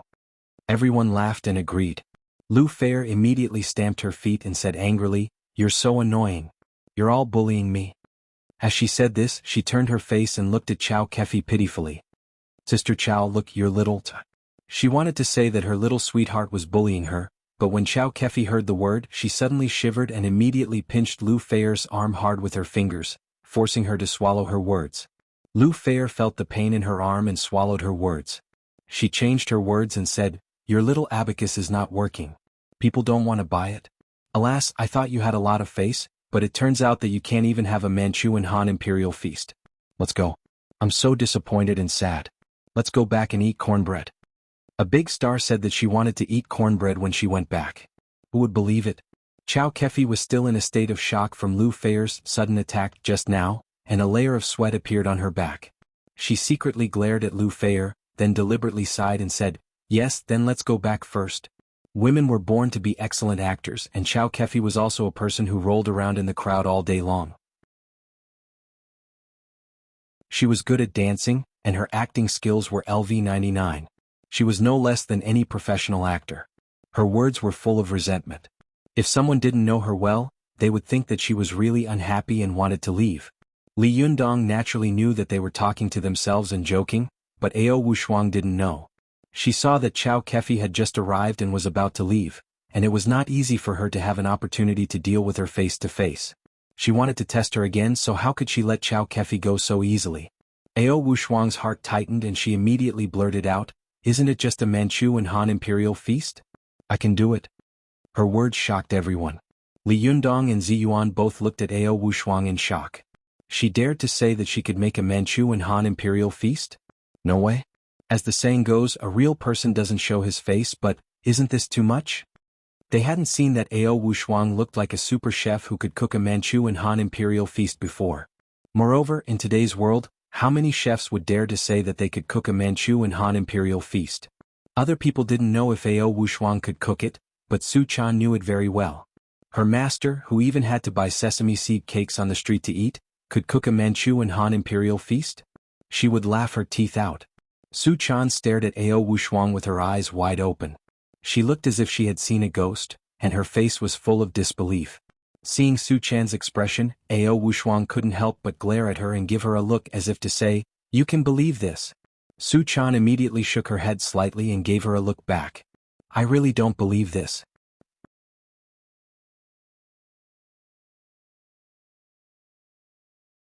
Chapter 803. Ao Wushuang was obviously angered by the little girl. Just now, she felt sorry for Su Chan, and her reluctance to part with her suddenly disappeared. She glared at her and gritted her teeth. "This evil disciple, you can't let me go at this moment. You bastard." However, when Su Chan saw Ao Wushuang glaring at her, she immediately put on a righteous and outspoken expression, as if she was saying Plato's classic saying, "I love my teacher, but I love the truth even more." Ao Wushuang naturally understood this expression. She was flustered and exasperated. "Evil disciple, screw the truth. If the mystical silver fox recovers all her strength, we will all be finished together." What truth? But these words couldn't be said clearly. Seeing that she couldn't scare Su Chan, Ao Wushuang had to bite the bullet and say, "I've seen two chefs before, and they left the recipes of the Manchu Han imperial feasts. I still remember them." Ao Wushuang was not lying. She had inherited the long and fine tradition of the Fox Zen school. She liked to borrow books from everywhere, just like the mystical silver fox who had asked for masters everywhere in the past, but had been repeatedly rejected. In a fit of anger, she either transformed into someone else and secretly learned from them, or simply sneaked into the library and stole the books. After she was forced to separate from Wang Yuanshan, her temperament had changed greatly. She had changed from the naive little fox to the mature and cold Ao Wushuang. In order to become stronger, she had stolen all kinds of scriptures from all over the world, and she had read every book she had caught. Ao Wushuang had once looted the sutra pavilion of some small sects in private and almost swept away all the ancient books inside. Although today's society was in the age of chaos, it was also an era of knowledge explosion. Even the number of scriptures in small sects was not small, far exceeding that of the ancient big sections. These ancient books ranged from astronomy to geography, including the recipes and cooking methods of the Manchu Han imperial feast. Although Ao Wushuang was very uninterested in cooking, she had a photographic memory. After flipping through these books, she could still remember some of them. If Li Jiandong insisted that she recite them, she could recite some of them so she wouldn't be talking nonsense. But Li Jiandong didn't mean that. What a joke. The Manchu Han imperial feast? Although he was not a serious chef, he knew that the Manchu Han imperial feast represented the highest level of food culture in China and even the whole world. Not to mention anything else, just the Manchu Han imperial feast alone had 54 kinds of southern dishes and 54 kinds of northern dishes. There were a total of 8 dishes, which was enough to make Li Yundong go bankrupt. Even if he was making a lot of money from the desanxian, he couldn't afford to squander like this. What kind of dishes were these 8 dishes? Just the tea that they drank at the beginning of the meal was one of the top 10 most famous teas in China, the Shifeng tea from West Lake Longjing. West Lake Longjing was mainly produced in 5 places: Shifeng, Longjing, Yunqi, Hupao, and Maijiawu. Among them, Shifeng's tea was the best. There was a saying, the most famous tea in the world is Longjing, and the best Longjing is in Shifeng. And Shifeng village, which produced Shifeng tea, was known as the world's #1 tea village. The Shifeng tea it produced was even more famous at the state banquet. Li Yundong was a tea house owner, so he naturally knew how expensive Shifeng Longjing was. Even the top-grade Huangshan Maofeng tea collected by Ziyuan was a grade lower than this Shifeng tea. However, such a famous tea, which was much more expensive than gold, was only an appetizer tea for the Manchuhan imperial feast. In other words, this tea was used to rinse the mouth. This kind of tea was only used to rinse the mouth. Who the hell could afford to be hurt? The 5 spices pigeons, first-class official swallows, braised deer tendons in clay pot, braised shark skin with scallions, sliced suckling pig, changchun deer whip soup, tianxiang abalone, filong roe deer spine, panda crab shrimp, shandong sea cucumber, hericium mushroom braised shark fin, steamed bear paw, steamed deer tails. There was nothing that didn't fly in the sky, walk on the ground, or swim in the sea. Regardless of how much energy and time it took to make these dishes, just gathering the ingredients for these dishes was enough to make Li Yundong suffer. To make the Manchuhan imperial feast, one should never get tired of eating fine dishes. The ingredients were almost endless. If they were really meticulous, it was estimated that after 100 dishes were made, Li Yundong would have to go begging on the street with the fox spirits. They wouldn't even be able to celebrate the new year. Seeing the greedy eyes of Su Chan and the little foxes lighting up at this time, Li Yundong couldn't help but shiver. He quickly said to Ao Wushuang, "Don't talk about the Manchuhan imperial feast. Lu Feier and Sister Chow are joking with you." As he said this, he quickly turned his face and kept winking at Lu Feier and Chow Kefi. His expression seemed to be saying, "If you dare to say no, I will go back to your house. If I can't eat you up, I won't be surnamed Li." Seeing Li Yundong's expression, Lu Feier and Chow Kefi couldn't help laughing. Lu Feier wanted to continue teasing him, but she was pulled by Chow Kefi and said, "Feier loves to joke. How could I really make a Manchuhan imperial feast? Li Yundong, if you really want to make it, I can't afford to wait. I'm afraid that by the time you make it, I'll be starving to death." The craftsmanship of the Manchuhan imperial feast was extremely complicated. It was a huge project that required a lot of manpower and material resources. Even the top hotels in today's society would find it extremely difficult to complete the Manchuhan imperial feast on their own, let alone Li Yundong, who had just become rich. If Li Yundong and Ziyuan were to cook it alone, even if they had the skills, after cooking 108 dishes, everyone would probably go straight to the Mid-Autumn Festival and directly wish Chow Kefi and Lu Feier a Happy New Year. Li Yundong saw that Chow Kefi finally gave him face and did not join in the uproar. Otherwise, if the little foxes didn't know the immensity of heaven and earth and started making trouble, he would really want to cry but have no tears. Alas, thinking about living with these lawless girls all day long and being on guard against them all day long, it really gave him a headache. Li Yundong secretly breathed a sigh of relief. As long as they didn't eat the Manchuhan imperial feast, everything could be discussed. He smiled and welcomed Chow Kefi and Lu Feier. "Don't just stand there. Sit down." Chow Kefi was a little reserved and carefully sat down on one side of the sofa, while Lu Feier was much more generous. After she sat down, she looked around curiously. At a glance, she saw Su Chan standing in the living room in a rather revealing pajamas. She couldn't help but smile and say, "Su Chan, did you just get up?" Only then did Su Chan come to her senses. When she heard the sound of Ao Wushuang coming back, she immediately rushed out regardless of everything. Only now did she realize that something was wrong. She exclaimed and immediately blushed. She covered her face and eyes and turned around like a headless fly. When Lu Feier saw her like this, she found it interesting. When she saw that Su Chan was about to enter her room, she suddenly shouted mischievously, "Hey, you're in the wrong room."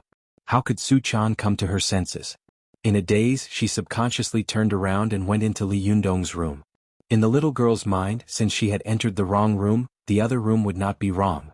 Lu Feier had seen Li Yundong come out of his room before. Now that Su Chan was in a panic, she also turned around and rushed into his room. She couldn't help but let out an "ong" and looked at Li Yundong meaningfully. It seems that some people are a feast for the eyes. They are very full. No wonder they don't want to greet us. When everyone saw Su Chan's appearance, they couldn't help laughing. Li Yundong also didn't know whether to laugh or cry. He thought to himself, did Lu Feier take the wrong medicine today? Why did she target me as soon as she entered the room? Who did I provoke? Sometimes, women should not be provoked, especially beautiful women. Although Li Yundong didn't know why Lu Feier kept picking on him as soon as he entered the room, he decided that a good man doesn't fight with a woman. So he greeted Lu Feier politely and honestly. Lu Feier smiled. But Li Yundong didn't know that Lu Feier had indeed come to him today, not for anything else, but to vent her anger for his sister Chao. What? Where did the anger come from? What a joke. She suddenly appeared in the crew, then suddenly disappeared, then suddenly appeared again, and finally suddenly disappeared without saying a word. Did she really think that she was the dragon god hero? Li Yundong made Sister Chao infatuated with him all day long. She seemed to have lost her soul when she couldn't see Li Yundong. Although a beautiful woman was getting more and more beautiful day by day, she was also getting thinner and more haggard day by day. Moreover, the most important thing was, Li Yundong had promised to invest in the crew on behalf of Zhao Yuzhen, but where was the money now? I can understand that she disappeared. Li Yundong, you have your own things to do. If a man always revolves around a woman all day long, it will be looked down upon. I can understand that you are busy with your career, but you have to see the money you promised, right? Yes, the film was finished and the filming was done, but did the post-production not need money? The post-production publicity costs money, doesn't it? Lu Feier saw that Chao Kefi had been worried about money these days. She had been frowning all day long and begging her grandfather and grandmother to kneel down to the investors. Lu Feier was furious. She said to Chao Kefi in private, I guess this heartless guy must have forgotten about it. Chao Kefi didn't know about the popularity of Desangxian. At the beginning she didn't expect Li Yundong to invest a large sum of money in it, so she didn't take it to heart. After all, Li Yundong had helped her solve the problem of the second female lead, which could be considered as ending her worry. But, no money was no money. This was the weakness of the crew which could not be made up for by technology. The emperor didn't send hungry soldiers. Who would work with you without money? When Chao Kefi's mind was not occupied by the mystical silver fox, she was really worried about these things, but she didn't want to go to Li Yundong. She always felt that it was very shameful and hurt her self-esteem to beg him in front of this little enemy. But Lu Feier, who was beside her, couldn't stand it anymore. What? Embarrassed? This is the money he promised? Okay, you're embarrassed. I'll do it. I'll scold him and see if he gives it to me. When Lu Feier said this, Chao Kefi's face turned pale. She quickly held her down so that she wouldn't go out and cause trouble for herself. In fact, Lu Feier was just saying it casually. How could she dare to scold this living immortal? Her words were fierce, but when they met, although her words were very targeted, she could go around the world. Even someone as smart as Li Yundong didn't know the real purpose behind Lu Feier's words. Lu Feier's words were just to provoke Li Yundong to see if he had any guilt. But when she saw that there was no guilt on Li Yundong's face, she suddenly understood in her heart, this heartless guy really forgot everything. Lu Feier was a little angry. She was about to test Li Yundong again when she saw Li Yundong smiling at Ling Yu and saying, Why are you standing there? Go and pour tea for the guests. As if waking up from a dream, Ling Yu eagerly went into the kitchen to pour tea. After a while, she carried a plate with 2 cups of steaming hot tea on it. She passed by Ao Wushuang and walked towards Chao Kefi. Ao Wushuang, who was beside her, had an idea. She secretly flicked her finger and a gust of wind shot towards Ling Yu's feet, hitting her numb tendons. Ling Yu let out a cry of alarm and tilted her body. The hot tea on the tea tray splashed towards Chao Kefi's face.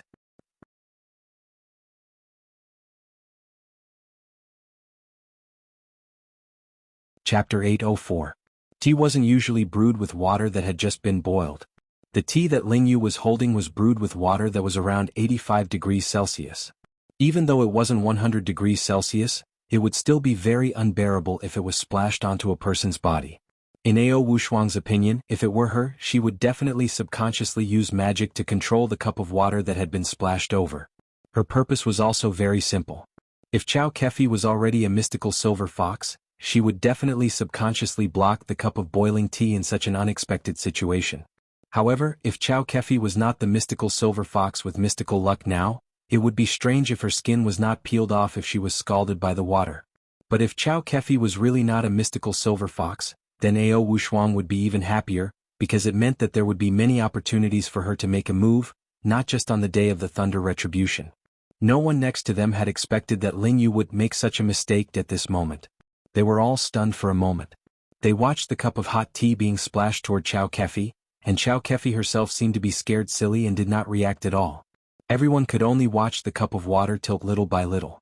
The hot tea in the cup splashed out like a slow motion, splashing toward Chow Kefi's face and chest little by little. For a moment, even if someone wanted to make a move, it was too late. Chow Kefi was about to be drenched by the flying tea, but at this moment, the tilted teacup suddenly stopped in mid-air, and the water that splashed out suddenly froze as if the scene had been fixed in place. Everyone was dumbfounded, but they quickly recovered from their shock and turned their gazes to a place not far away. Li Yundong stretched out a hand as if he was grabbing something in the air. His 5 fingers closed slightly, and an invisible huge jinchi, like invisible tentacles, grabbed the spilled tea and the tilted teacup in the air. Li Yundong was not the closest person to Chow Kefi, but he was the one with the highest cultivation here. He had reached the Jinshin phase. With a move of his mind, heaven and earth would move. With a move of his jinchi, it was really easy for him to control things within 10 meters of him.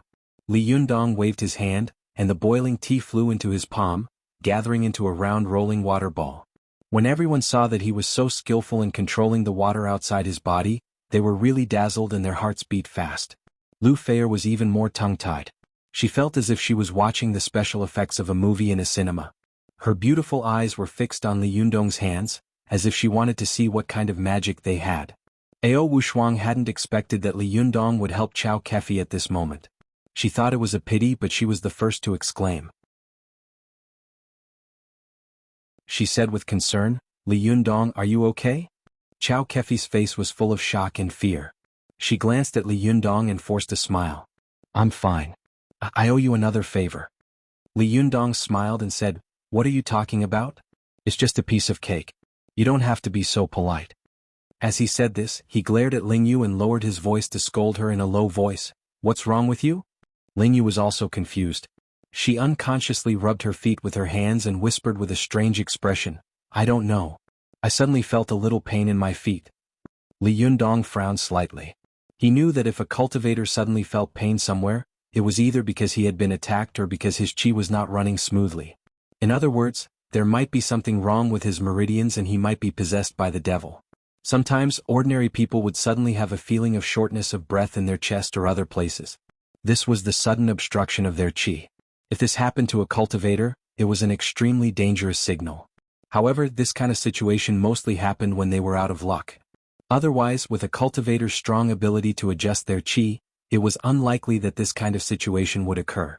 Li Yunyang stretched out his hand and gently pressed it on Ling Yu's shoulder. His aura was now vigorous and powerful, which was rare in the world.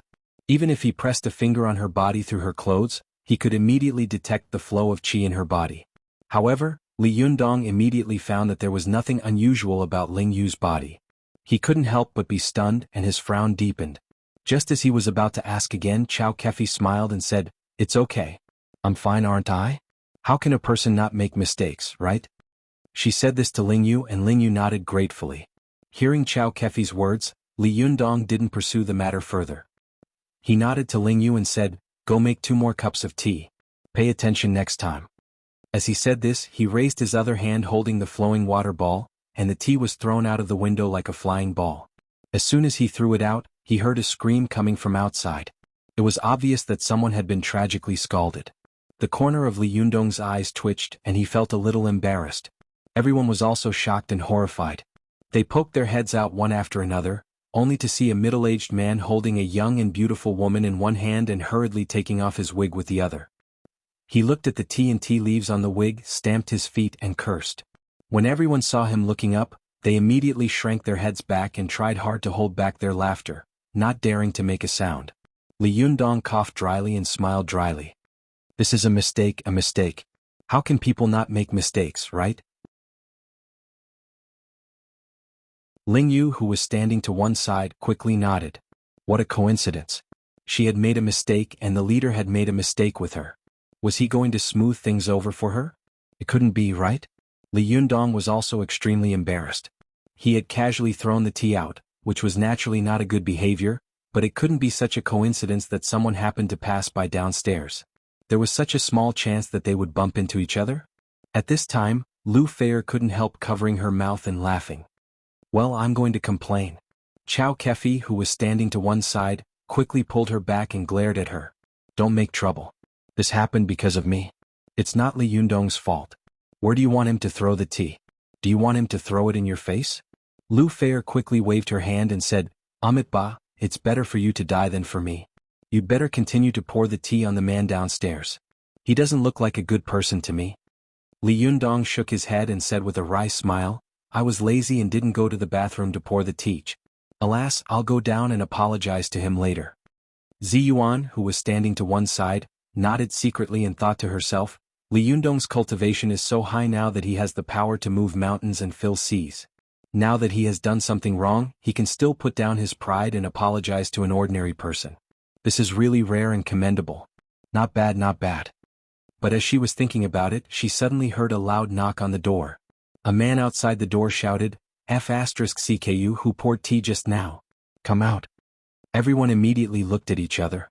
Well, the owner of the matter had come to find them. Hearing his harsh words, Zhou Qin frowned and said coldly, Master, I'll go open the door. Li Yundong knew that Zhou Qin was impulsive. Once she opened the door, she would definitely say something bad and the two sides would definitely quarrel. He quickly persuaded her, Forget it, I'll go open the door and apologize. It's not a big deal. When he walked over and opened the door, he saw a middle-aged man in a suit and leather shoes. His head was as bald as a taklamakan, and there was not a single strand of hair on his head. He still had one arm around a coquettish young woman with heavy makeup next to him, and the other hand was holding a wet wig. The man was looking at him with a hostile expression. The middle-aged man could tell that he was a government official just by looking at his face. He was used to bossing people around. Now that he was in such a sorry state in front of his little lover, he was furious and naturally became even more domineering and unreasonable.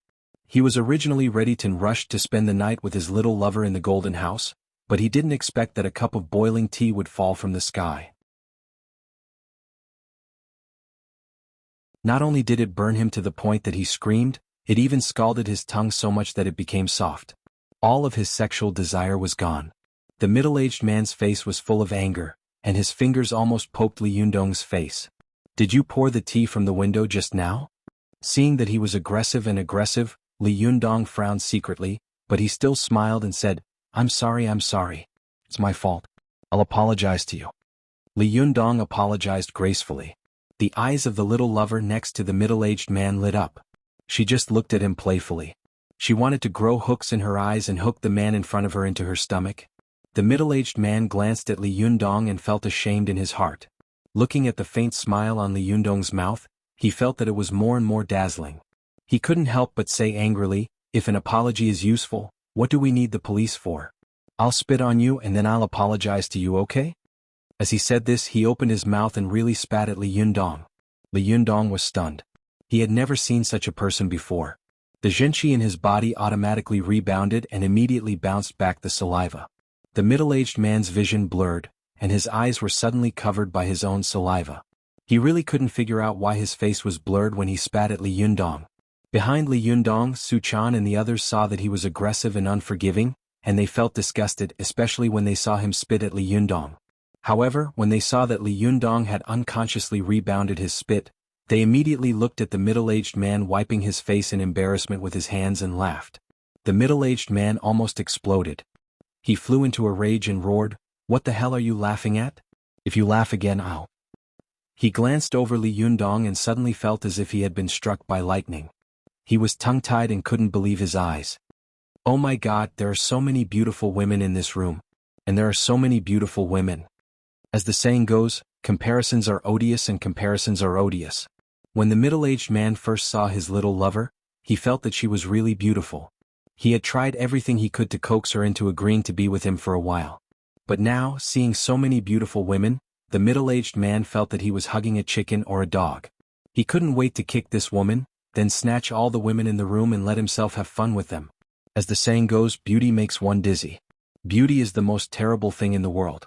The so-called land of tenderness is the grave of heroes, let alone a middle-aged man who was full of material desire and greed. There was a strange light in the middle-aged man's eyes. A thought flashed through his mind and he laughed maliciously.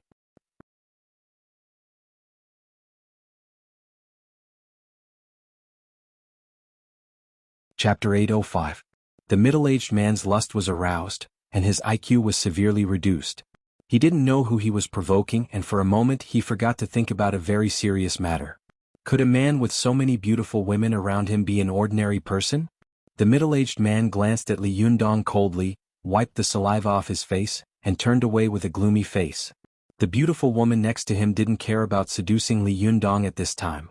She naturally knew the character of the middle-aged man beside her, especially when she saw the way he looked at the women behind Li Yundong.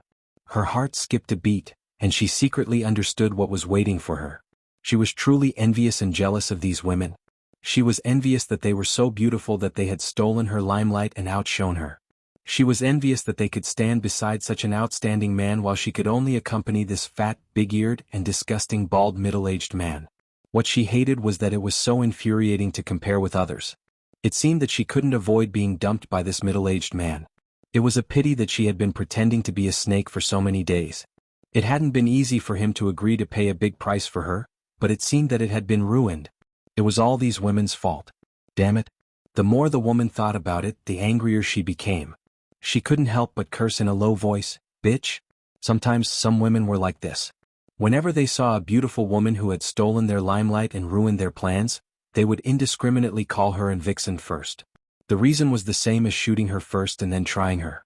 This sentence was not specifically aimed at anyone, but it was also aimed at all the women in the room. However, the woman hadn't expected that her words would hit the nail on the head.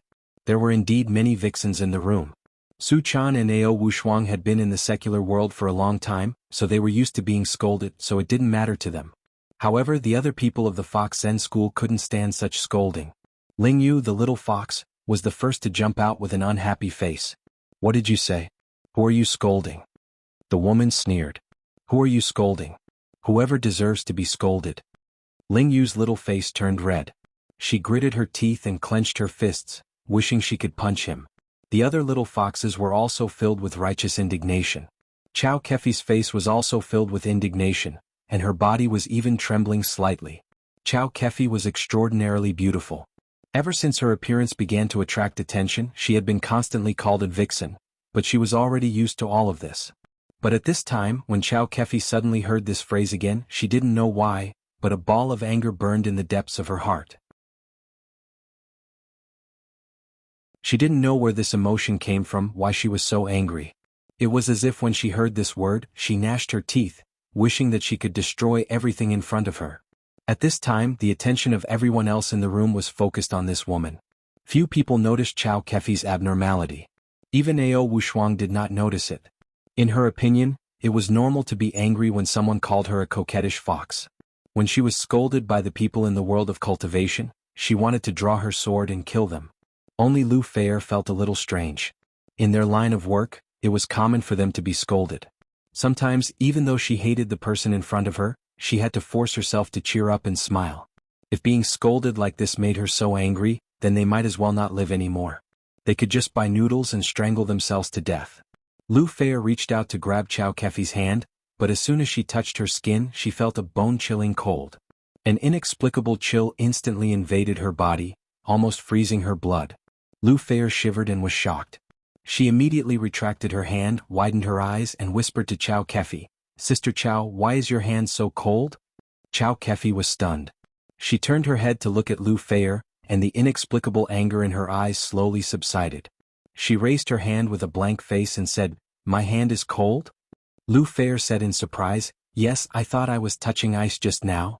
As she spoke, she reached out to touch Chow Kefi's hand again, but when she touched it again, she suddenly found that Chow Kefi's hand was ordinary and there was no chill at all.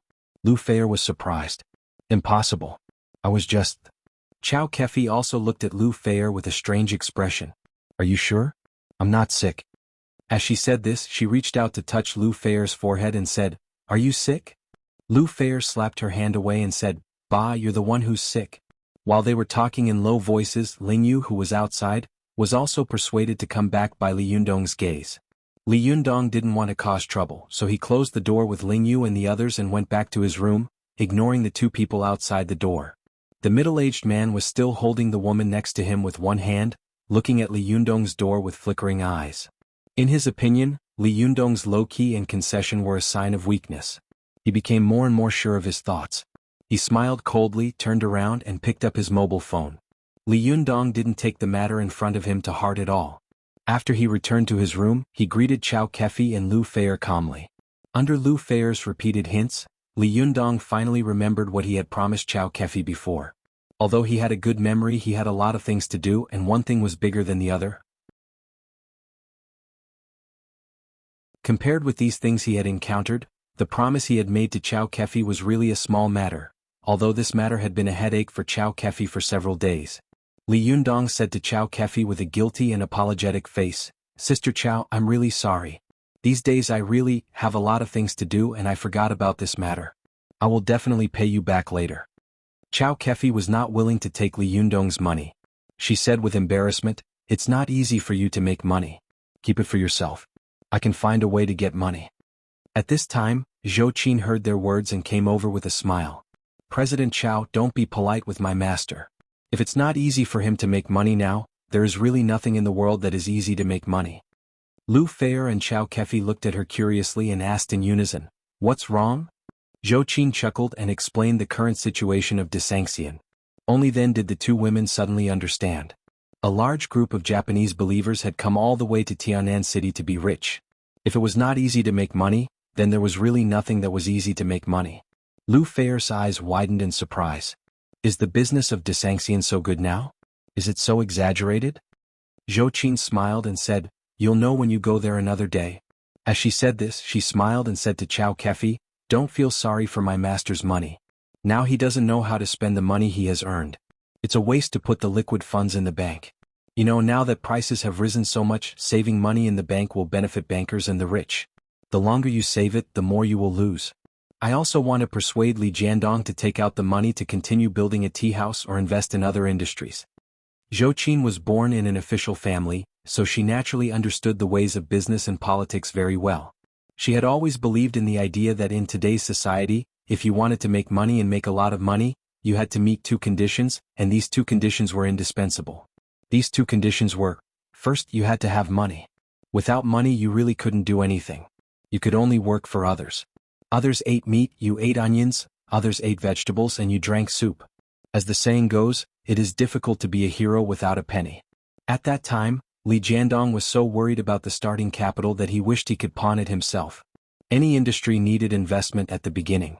Even if you wanted to get something for nothing, you still had to invest money first. Money was a prerequisite for becoming rich and making a lot of money. No matter how good a person's business skills were, if he didn't give him a penny, he would still be helpless. This was the saying, "A clever woman can't cook without rice." But money alone was not enough. The second point was, you had to have connections. Without connections, no matter how rich you were just a headless fly. If you took the money and threw it randomly, it was very likely that you would lose everything. With connections, you could ensure that your investment would not be easily wasted. Li Jiandong could now be said to have met the two major conditions to become rich. He now had 6 figures in his hands. Although it was not a lot, it was finally a starting capital. This money was equivalent to a snowball. As long as the investment was accurate, it would immediately produce a snowball effect, rolling bigger and bigger until it became a behemoth in the end. Although investing in the film and television industry was quite risky, if the investment was successful, the benefits would also be rich. Although Li Jiandong's investment did not account for a large share, this show had the appeal of Lu Feier, so it was estimated that it would not fail. Moreover, it was very likely to be a big hit in the ratings. In this case, even if Li Jiandong's investment share was not high, he could still get a lot of benefits. He not only earned a favor but also got a return of benefits. Could be said to be killing 2 birds with 1 stone. Therefore, with her shrewd business mind, Zhou Qin was keenly aware of the benefits and spared no effort to persuade Chao Kefi to promote this matter. Li Yundong, who was standing to one side, also knew what she was thinking, so he said with a smile, "Zhou Qin is right. If the money is left in the bank, it will depreciate and benefit those black-hearted businessmen and officials for no reason. I might as well give it to you. You can help me invest and keep it safe. Why not?" Li Jiandong's words were very polite and euphemistic. Chao Kefi was a little moved in her heart. She thought about it and decided not to be pretentious. She tucked her hair behind her ear and said with a smile, "Well, then I won't stand on ceremony. I'll sign a contract with you later and discuss the rules." Li Jiandong smiled and said, "You can talk about this matter with Zhou Qin. I don't care about these things." Chao Kefi and Lu Feier both laughed. The things that had been troubling them these days were finally solved. Speaking of which, if it weren't for Chow Kefi being too clean and beautiful, there would be as many people eyeing her as carps crossing the river. Otherwise, it would be a big joke for a producer like her, who had a lot of experience and connections, to be unable to pull a few million yuan of funds from all over the place. After this matter was resolved, Lu Feier smiled happily and suggested that everyone have a drink to celebrate the cooperation between the two sides. Li Jiandong readily agreed. He turned his head and asked Zhou Qin to get the tea set. He wanted Zi Yuan or Su Chan to personally perform a tea ceremony. But before he could speak, he suddenly heard a violent knock on the door outside. A loud shout came from outside, "Open the door! Open the door!" Li Jiandong's door had never been smashed like this before. For a moment the people in the room looked at each other. Ling Yu walked to the door and shouted with an unhappy face, "Who is it? Why are you knocking so loudly?" The voice outside the door was extremely noisy and fierce. A group of people shouted one after another, "Cut the crap and open the door. If you don't open the door, I'll break it." When Ling Yu heard this, she was furious. "Are you kidding? Who are you? Do you know whose door you are breaking?" Even a fairy like Zi Yuan, who was usually not angry at all, was unhappy. She shook her head secretly and thought to herself, if the house of the reincarnated Wisdom King is smashed, it will make all the cultivators in the world laugh their heads off. Li Jiandong was originally in a good mood talking with Chow Kefi and Lu Feier, but at this time his face suddenly darkened. He walked toward the door. He wanted to see who it was that wanted to smash his own door. It was really an old man who had eaten arsenic and was tired of living. Let's not talk about anything else. Take a look at my daily update time in the past 2 days. I haven't updated at this time for a long time. Right now, to me, sleeping is the happiest thing. While my fellow readers are in their sweet dreams, I, Tang, am still running around for a living, working hard to write. Please understand. Thank you.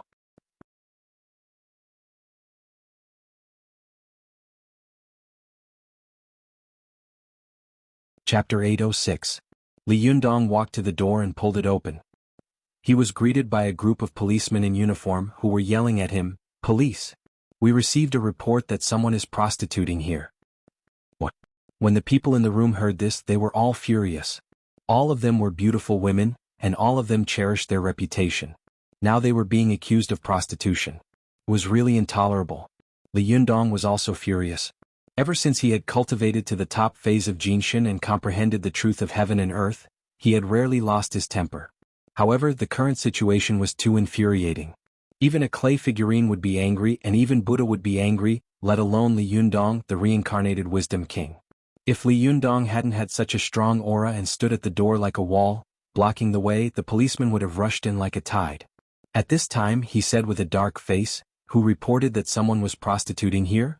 The leading policeman looked extremely young and arrogant. He waved his arms and shouted, "It's none of your business. Get out of the way. We want to check." "Check? What right do you have to break into people's houses?"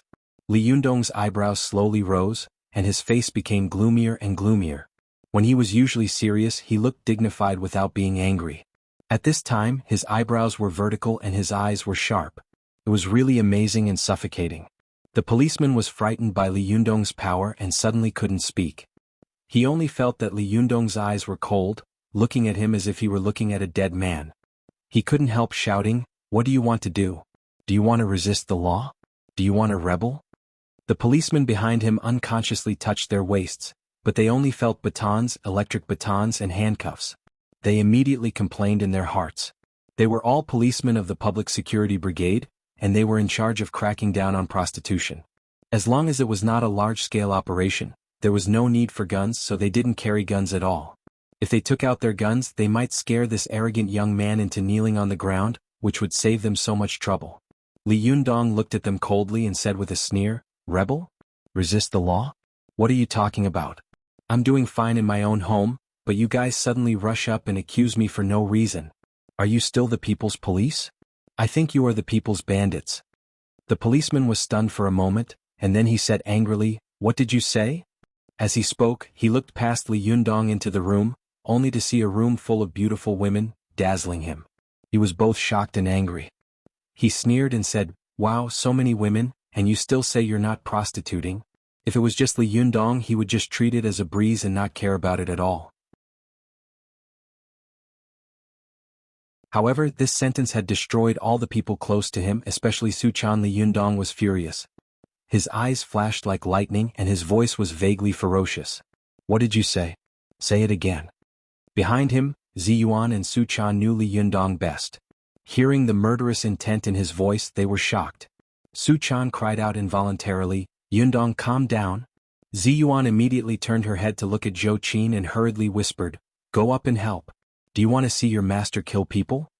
Zhou Qin had wanted to go up for a long time, but Li Yundong was in front of her.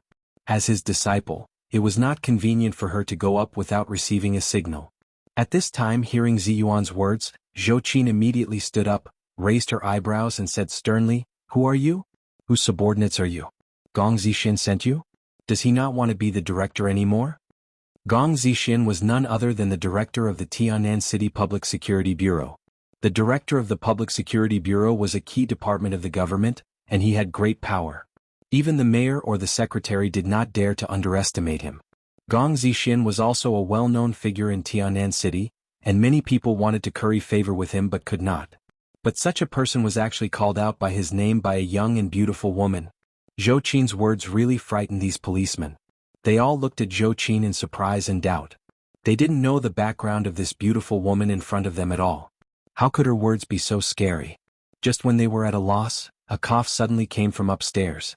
The middle-aged man from before slowly walked down the stairs and said, "What happened? Why is it so noisy?" When the leading policeman saw the middle-aged man, he immediately saluted and said, "Hello, Minister Li." The arrogance and surliness on the middle-aged man's face had been swept away. At this time his face was full of kindness. He smiled slightly and did not look at Li Yundong and the others. He just greeted these policemen gently, appearing to be approachable. These policemen also knew that although Minister Li was not a great official, he was, after all, an official. They also felt honored that he greeted them so kindly, and they all felt as if they were bathing in the spring breeze. After the leading policeman told him what had happened, he secretly winked at the middle-aged man and then signaled Li Yundong with his eyes. He lowered his voice and said, "This doesn't seem to be an ordinary person. It's a bit tricky. Minister Li, what should we do? Tell me." Minister Li was a citizen who had enthusiastically called the police. In his opinion, as long as he used his connections to transfer a group of policemen to investigate this young man on the charge of prostitution, he would probably be so scared that he would pee in his pants.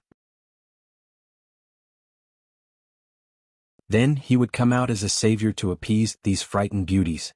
At that time, Minister Li's plan was not bad, but he had miscalculated his opponent. Moreover, the policeman who had whispered to him had not expected that the beauties in the room behind Li Yundong, except for Lu Feier, were all cultivators with sharp ears and eyes. They had all heard the policeman's words clearly and were keenly aware of some dirty collusion between the two of them. At this time they were all angry, and Zhou Qin was so angry that her pretty face turned pale. She had never been splashed with dirty water like this before. She immediately sneered and said, "Minister Li? What Minister Li? Are you the Minister of the Organization Department or the Minister of Education? Or are you from other departments?" After that, she turned her head and shouted at the young policeman, "Call Director Gong here. I want to see how he manages his own people." The young policeman was not an idiot. Seeing that Zhou Qin was not afraid, he felt that something was wrong. He kept glancing at Minister Li, who was standing to one side. Minister Li was also stunned. He frowned secretly and suddenly came to his senses. Could it be that I've kicked an iron plate? But he was also extremely cunning. He felt that he had not been exposed, so he nodded to the young policeman and said, "Just call Director Gong. Don't rush into the Dragon King Temple."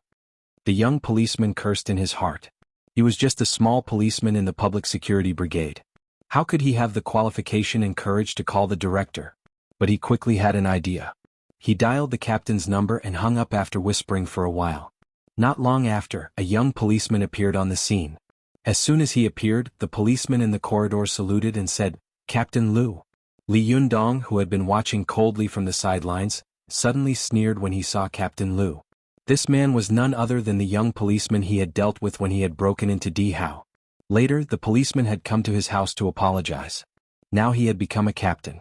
It seemed that he had been promoted to a higher position. Li Yundong's expectations were not wrong at all. At that time, Captain Lu had been quick-witted and had reduced a lot of burden and trouble for Director Gong. Therefore he had been appreciated by Director Gong and had been promoted after returning. Captain Liu had just listened to his subordinate's report. At first he didn't take it seriously, but as soon as he heard the location he was so scared that his legs trembled and he almost threw his phone away. He was too familiar with this place. He had been here before. Others might not know who lived in this place, but he knew it very well. Was his subordinate blind? How could he provoke this guy? Captain Liu immediately put down the phone. After reporting the matter to Director Gong, he immediately rushed to Li Yundong's home. He only wished that there was a fire behind his butt and he could turn into a rocket and fly there. He ran all the way for fear that something irreversible would happen. If that happened he would be in big trouble, so when he arrived at the scene he was a little out of breath. After seeing the situation on the scene, he secretly breathed a sigh of relief. Fortunately, it hadn't caused any uncontrollable disaster. At this time the policeman on the scene greeted him, and Director Li also smiled and nodded to him. Captain Liu's position and rank were much lower than Director Li's. Logically speaking, when he saw Director Li take the initiative to greet him with a smile, he should be very flattered and immediately return the greeting. However, he was so nervous at this time that he didn't care so much. He just nodded to Director Li and then turned his eyes to Li Yundong. Seeing this, Director Li secretly frowned. He was a little unhappy, but what happened soon left him dumbfounded and sweating profusely. He saw Captain Liu salute Li Yundong, then stretch out his hands with a nervous and respectful expression, as if he had met his own ancestor. "Young Master Li, I'm late. You've been wronged. Are you all right? Director Gong asked me to say hello to you. He is outside on official business and can't come back for the time being, so he asked me to come in his place." This time, the policemen on the scene were so scared that their faces turned green. Their captain had actually said such words to Li Yundong so respectfully and even stretched out his hands to shake hands. In the officialdom, shaking hands was a skill. Extending one hand and extending both hands was very particular. Generally, only the superiors and subordinates who were quite different from each other would shake hands. In order to show respect and fear, the subordinates would stretch out their hands to shake hands with their superiors. What was the background of this young and handsome man in front of them? How could he make their captain act like this? Director Li was also dumbfounded. Although this Captain Liu's position and rank were lower than his position was in a key department. He had a lot of power in his hands. His department, on the other hand, could not be compared to the department he was in. Therefore, even if the two of them shook hands, Captain Liu would only stretch out one hand. He would never stretch out both hands. The group of policemen was terrified, and Director Li, who had been wishful thinking, was even more nervous. He began to plan a way out. The group of people was dumbfounded, but soon Captain Li saluted Zhou Qin again and said more respectfully, "Miss Zhou, Director Gong asked me to say hello to you and to Governor Zhou." Governor Zhou? The policemen only felt that their eyes were going dark. Director Li shivered and almost fell down the stairs. He only felt bitterness in his mouth. He had made a smart plan, but he didn't expect that it would ruin him. What kind of joke was this? They actually framed a provincial governor's daughter with the crime of selling sex. This was a dead end.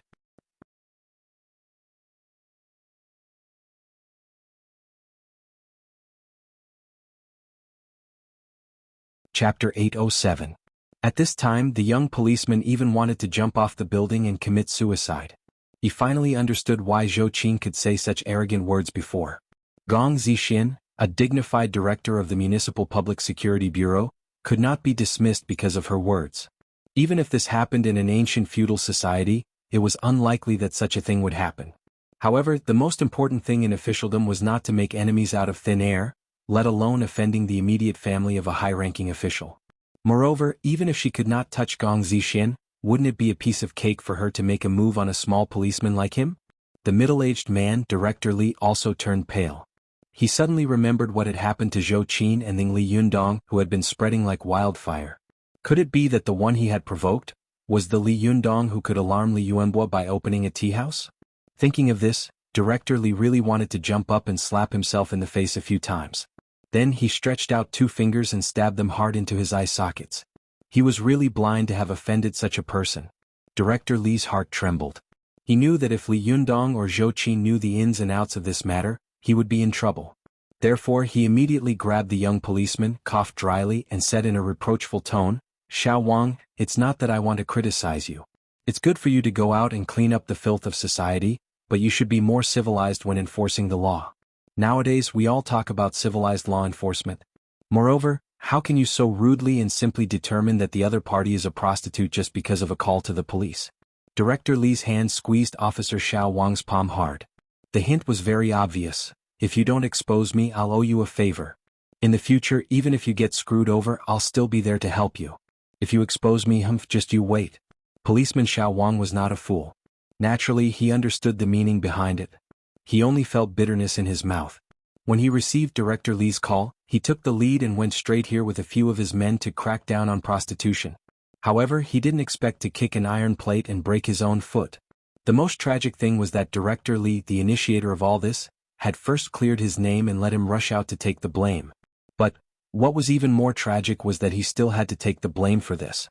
Otherwise, if he were to forcefully remove himself from this matter, then he would definitely suffer an extremely miserable end in the future. If he was blamed by Zhou Qin, Li Yundong and the others, he would at most lose his position. Later, Director Li could still help him. At least he would have a good ending. However, if he made things clear, even if the two young masters and the princess didn't care about him, Director Li would definitely try every possible way to remove his hat. Once he removed his hat, he was afraid that it would be removed forever. At that time, no one would be able to help him. Most of the officials possessed a nimble mind. Although they weren't usually intelligent when it came to their own benefits and official hats, their intelligence and wisdom could truly cause Einstein to feel inferior to death. In an instant, Policeman Xiao Wang clearly understood the gains and losses in this matter. For a moment, his heart was filled with grief and indignation.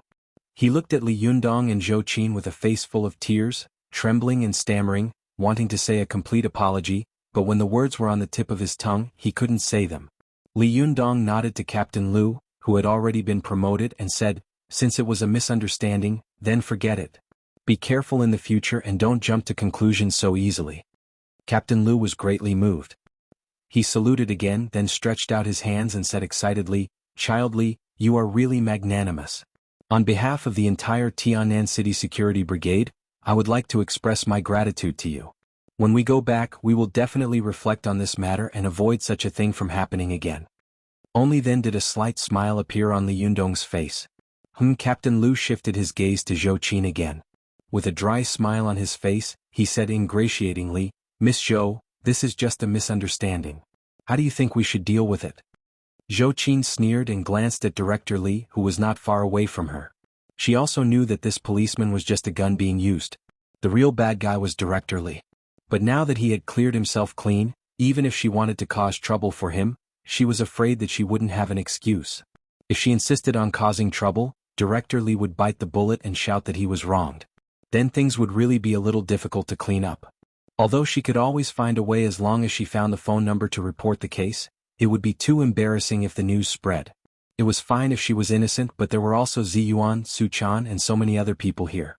Moreover, her master was also implicated in it. It would be fine if others chewed on her tongue, but if they also chewed on Li Yundong's tongue, then Zhou Qin would definitely fly into a rage. Zhou Qin snorted and said meaningfully, "Don't worry, I'm not an unreasonable person. If it's just a misunderstanding, then let bygones be bygones. But as long as it's someone who really wants to frame us and smear us, I will never let them go." Hearing this, Captain Lu quickly nodded and said with a smile, "That's true. We won't let go of such people who start rumors and slander outstanding citizens like Miss Zhou and Child Li." When Li Yundong heard this, he thought, "Well, since when have I become an outstanding citizen?" He smiled inwardly, but the smile on his face became very gentle again. "Forget it, you can go back. It's almost the new year and you're very busy with work. It's normal to receive false calls and make mistakes in judgment." Captain Lu's heart was as comfortable as drinking a glass of warm water on a cold day. He felt very excited. Look, this is what it means to be magnanimous. At this time, Director Li, who was standing to one side, couldn't stand still. No matter how he listened, he felt that Zhou Qin's words seemed to be directed at him. Especially after he watched coldly for a while, he saw Zhou Qin glance at him. Her eyes were really cold and sharp, which made him shudder. Director Li felt as if there were pins and needles on his back. He also laughed and said, "Since it's a misunderstanding, I'll go back." After that, he forced himself to calm down and walked upstairs. As soon as he disappeared from the sight of Li Yundong, Zhou Qin, and the others, his face became extremely ugly and weak. He almost couldn't climb the stairs. Thinking of Zhou Qin's words, he wanted to escape from this place immediately and run as far as he could. But he also knew that he couldn't leave now. Once he did, the other party's suspicion would really be confirmed. He should even show more enthusiasm at this time, and it would be best if he could invite the other party to his house for a chat. If he had known that there were such two big shots living downstairs in the room he had arranged for his little lover, such a thing would not have happened. After Director Li returned home, he wandered around the room like a headless fly for a long time. Then he gritted his teeth, turned his head, and shouted at his little lover, who was looking at him with a strange look in her eyes, Go downstairs with me." The little lover didn't know what Director Li had just done. As soon as she heard that he wanted her to go to the place downstairs where there were many beautiful women, she was unhappy. She shook her head and said, "I won't go." Director Li's heart was already full of evil fire. He immediately turned his head and said fiercely, "Are you going?" The little lover was shocked by his ferocious face and immediately said obediently, "I'll go with you. Why are you so fierce?" Seeing that she had agreed, Director Li calmed down a little. He thought for a moment, gritted his teeth and said, "Do you still have the shopping cards I gave you last time?" The little lover answered absent-mindedly while touching up her makeup, "Yes, what's wrong?" Director Li said, "Take them out and wrap them in a red envelope." When the little lover heard this, she was unhappy. She put down the makeup box in her hand and said angrily, "You gave them to me." These shopping cards had been bribed by Director Li. These were the safest things to give away these days. However, Director Li had so many shopping cards in his hands and it was useless. He couldn't use them all, so he gave them to his little lover to please her. If it had been in normal times, when the little lover got angry, Director Li would have immediately smiled apologetically and carefully coaxed her. However, now that his job was in danger, how could he care so much? The most ruthless people in the world were politicians. As long as there was a problem, their first reaction was always to protect themselves first, and they would never think about other people. Director Li glared at her and said sternly, "Can't you take back what I gave you? If you keep talking, I'll kill you." The little lover had never seen the man in front of her like this. She only felt that this man was as fierce as a beast. There was no gentleness and pampering in his daily life. She was so scared that she trembled all over and didn't dare to say another word. She quickly went into the room, put more than a dozen shopping cards in a red envelope and took them out. Director Li led her downstairs without saying a word. When the two of them arrived at the door, they carefully knocked on the door. They no longer had the arrogant and despotic demeanor from before. Their expressions were like sinners waiting to be judged. Before long, the door was opened. It was a smiling and stunningly beautiful woman. It was Chow Kefi. Director Li only took a look at her and felt that her soul was about to be hooked away by her. Her eyes were fixed and she couldn't help but exclaim in her heart, "How could there be such a seductive beauty in the world? What kind of man can enjoy such a woman?" The little lover next to her also felt jealous. She didn't dare to say it, but she kept cursing him in her heart. When Chow Kefi saw him at a glance, the smile on her face suddenly disappeared. She asked lightly, "What's the matter?" Director Li suddenly came to his senses. After swallowing his saliva, he forcibly withdrew the greed and amazement in his eyes and said humbly, "There was a misunderstanding just now. I was very irrational and impulsive. I wanted to apologize at that time, but seeing that there were outsiders present, I didn't say it. After all, it's not good for Childly to say it. So I waited for them to leave before I came to visit you. I hope Childly can be magnanimous and let bygones be bygones." Chow Kefi was a shrewd person. She naturally knew that Director Li had changed from arrogance to humility. Naturally, she had discovered that Li Yundong's identity was not ordinary, so she had come to beg for mercy. She knew that she couldn't make the decision, so she turned her head to look into the room and shouted, "Li Yundong, they're looking for you."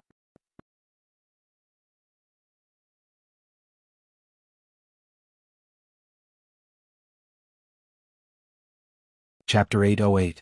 Li Yundong heard Director Li's words clearly.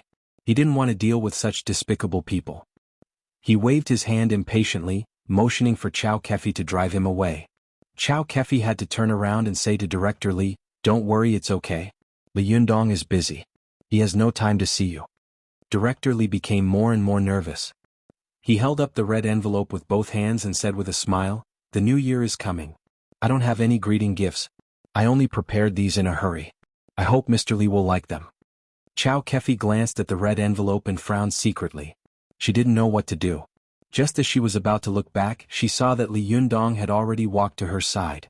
Although there was a smile on his face, there was a faint trace of displeasure in his eyes. He said, "Director Li, I've received your kindness. It was indeed my fault that caused the conflict just now. I apologize to you, but please take it back." Li Yundong's attitude had been neither servile nor overbearing, even when he hadn't revealed his identity. He appeared calm and composed.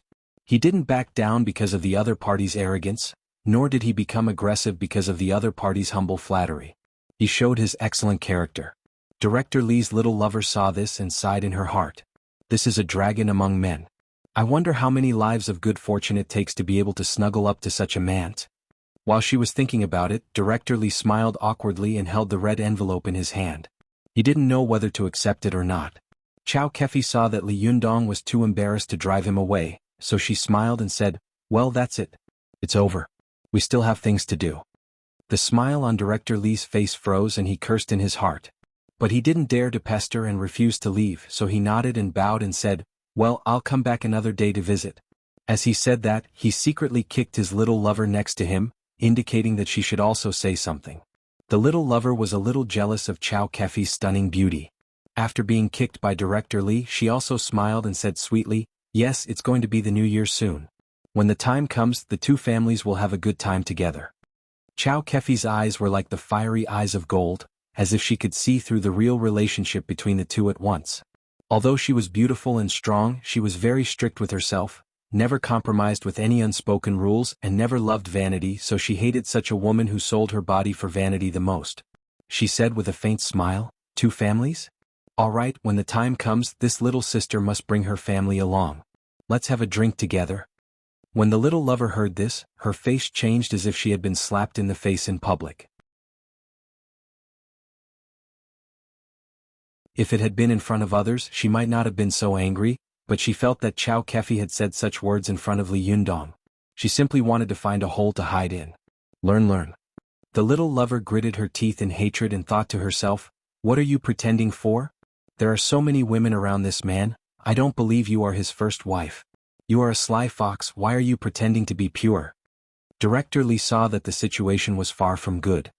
He was afraid that his lover would say something unpleasant, so he quickly smiled and said, "We've caused trouble for young Master Li today, we won't disturb you any further. We'll come again another day to apologize. Farewell." As he spoke, he pulled his lover's hand and headed upstairs. The little lover was angry. She turned her head and stared at Chow Kefi, who was at the door, and cursed silently, "Bitch, sly fox." Li Yundong had already turned around and entered the door at this time, so he did not see the woman's silent words. But Chow Kefi saw it clearly from the corner of her eyes before entering the door. Her body suddenly trembled, and a burst of anger surged in her for no reason, and her eyes were full of murderous intent. After the little lover scolded silently, she turned around and went upstairs.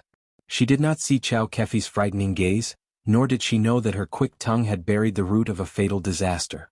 Chow Kefi's murderous eyes followed the woman closely. She moved and was about to follow up when she suddenly heard Li Yundong turn his head at this time and ask curiously, "President Chow, what's wrong with you?" When Chow Kefi heard this voice, her body suddenly trembled, and the murderous intent in her eyes slowly faded. Soon she was at a loss and said in a daze, "No, nothing." Li Yundong smiled and said, "Nothing, then why are you still standing at the door?" Chow Kefi responded with a little confusion, turned around, closed the door and walked in. At the warm invitation of Li Yundong and others, Chow Kefi and Lu Feier agreed to stay at Li Yundong's house, but both of them lived in the house on the side of the Purple Garden. Late at night, Lu Feier took Chow Kefi's hand and talked excitedly. Naturally, Li Yundong and the others were part of the conversation. The two of them talked for a long time before they fell asleep one after another. After falling asleep, Chow Kefi fell into a dream. She had dreamed of this dream more than once, but the previous dreams were very vague. But this time the dream was very real. The surrounding scenery, people, sounds, and scenes all appeared clearly in front of Chow Kefi's eyes like a picture. At first, she dreamt that she was a little fox without any worries. Slowly, as time went by, she, who grew up in the spiritual mountain, began to understand the life power Upanishad. Slowly, she cultivated into a human form. Later on, she met many of her own kind. Soon she distinguished herself and became their leader. But she soon found that she was surrounded by danger. Everyone in the world looked down on them and she vowed to change all this. In order to become stronger, she sneaked into Mount Wutai to learn martial arts, but she inadvertently went crazy. But when she was about to die, the eminent monk of Mount Wutai, Zen Master Hui Fa, saved her with his Tongyang body. When she dreamed of this, Chao Kefi found that the appearance of Zen Master Hui Fa was vaguely similar to Li Yundong. Especially when the two of them were having fun, all kinds of romantic love, it really made her feel as if her whole body was wrapped in a ball of flame, burning her body, and her body kept twisting. But soon this beautiful dream suddenly changed. She expressed her love to Zen Master Hui Fa who had saved her life, but she was severely reprimanded and scolded that she was a fox. At that time she was ashamed and covered her face and left. Later she was unwilling to give up and sneaked into Mount Mao, secretly learning the essence of Taoism, causing a war between the north and the south of Taoism. When her cultivation reached the advanced stage, she went to Mount Wutai and ruthlessly humiliated Zen Master Hui Fa, who had once rejected her, and then swaggered away. But, then she heard the news that Zen Master Hui Fa vomited blood and died. At that time she was at a loss, regretful, disappointed, and upset. At this time she also became the target of public criticism in the world of cultivation. Everyone who saw her would curse her as a fox and a stinking bitch. At that time when she saw such a person she killed one on the spot. Did they think that she couldn't kill people? Hey, the more ruthless she killed, the more ruthless these people scolded her. The more ruthless they scolded, the more ruthless she killed. Let's see who is more ruthless. When Chao Kefi dreamed of this, the corners of her mouth unconsciously curved into a cold and cruel smile. The corner of her mouth wriggled a little as if she was whispering something.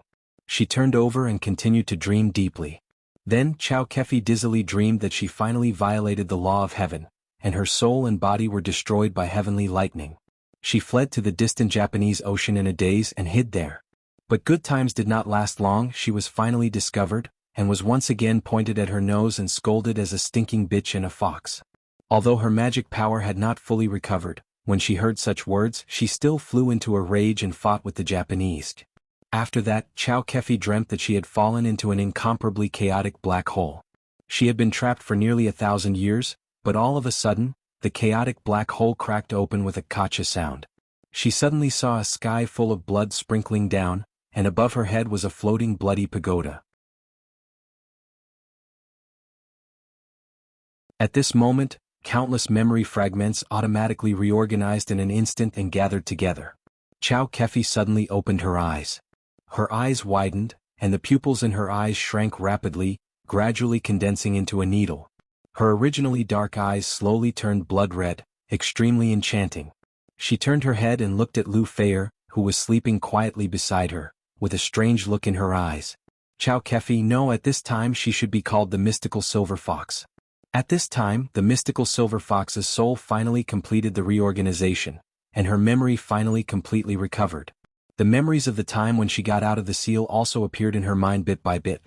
The mystical silver fox sat there quietly like a stone sculpture. After a long time, a cold smile slowly appeared on the corner of her mouth. She moved and stood up barefoot. Her figure was graceful, as light as a spirit fox. Every step she took, her waist swayed like a weak willow in the wind.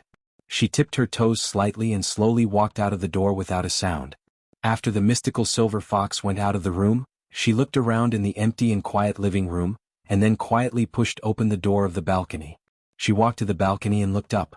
She tapped her toes lightly and jumped quickly. When she landed again, she had already landed on the balcony upstairs.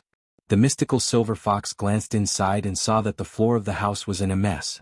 There were discarded clothes everywhere. With the help of the moonlight, she could clearly recognize that these clothes belonged to the woman who had scolded her before. The corners of the mystical silver fox's mouth slightly curved into a cruel and bloody smile. She quietly pushed open the French window on the balcony and slowly walked in. She wanted to let this woman understand that no one in the world dared to scold her in the past. She had tried her best to kill the other party. Could it be that after 1,000 years, the world thought that she did not dare to kill people?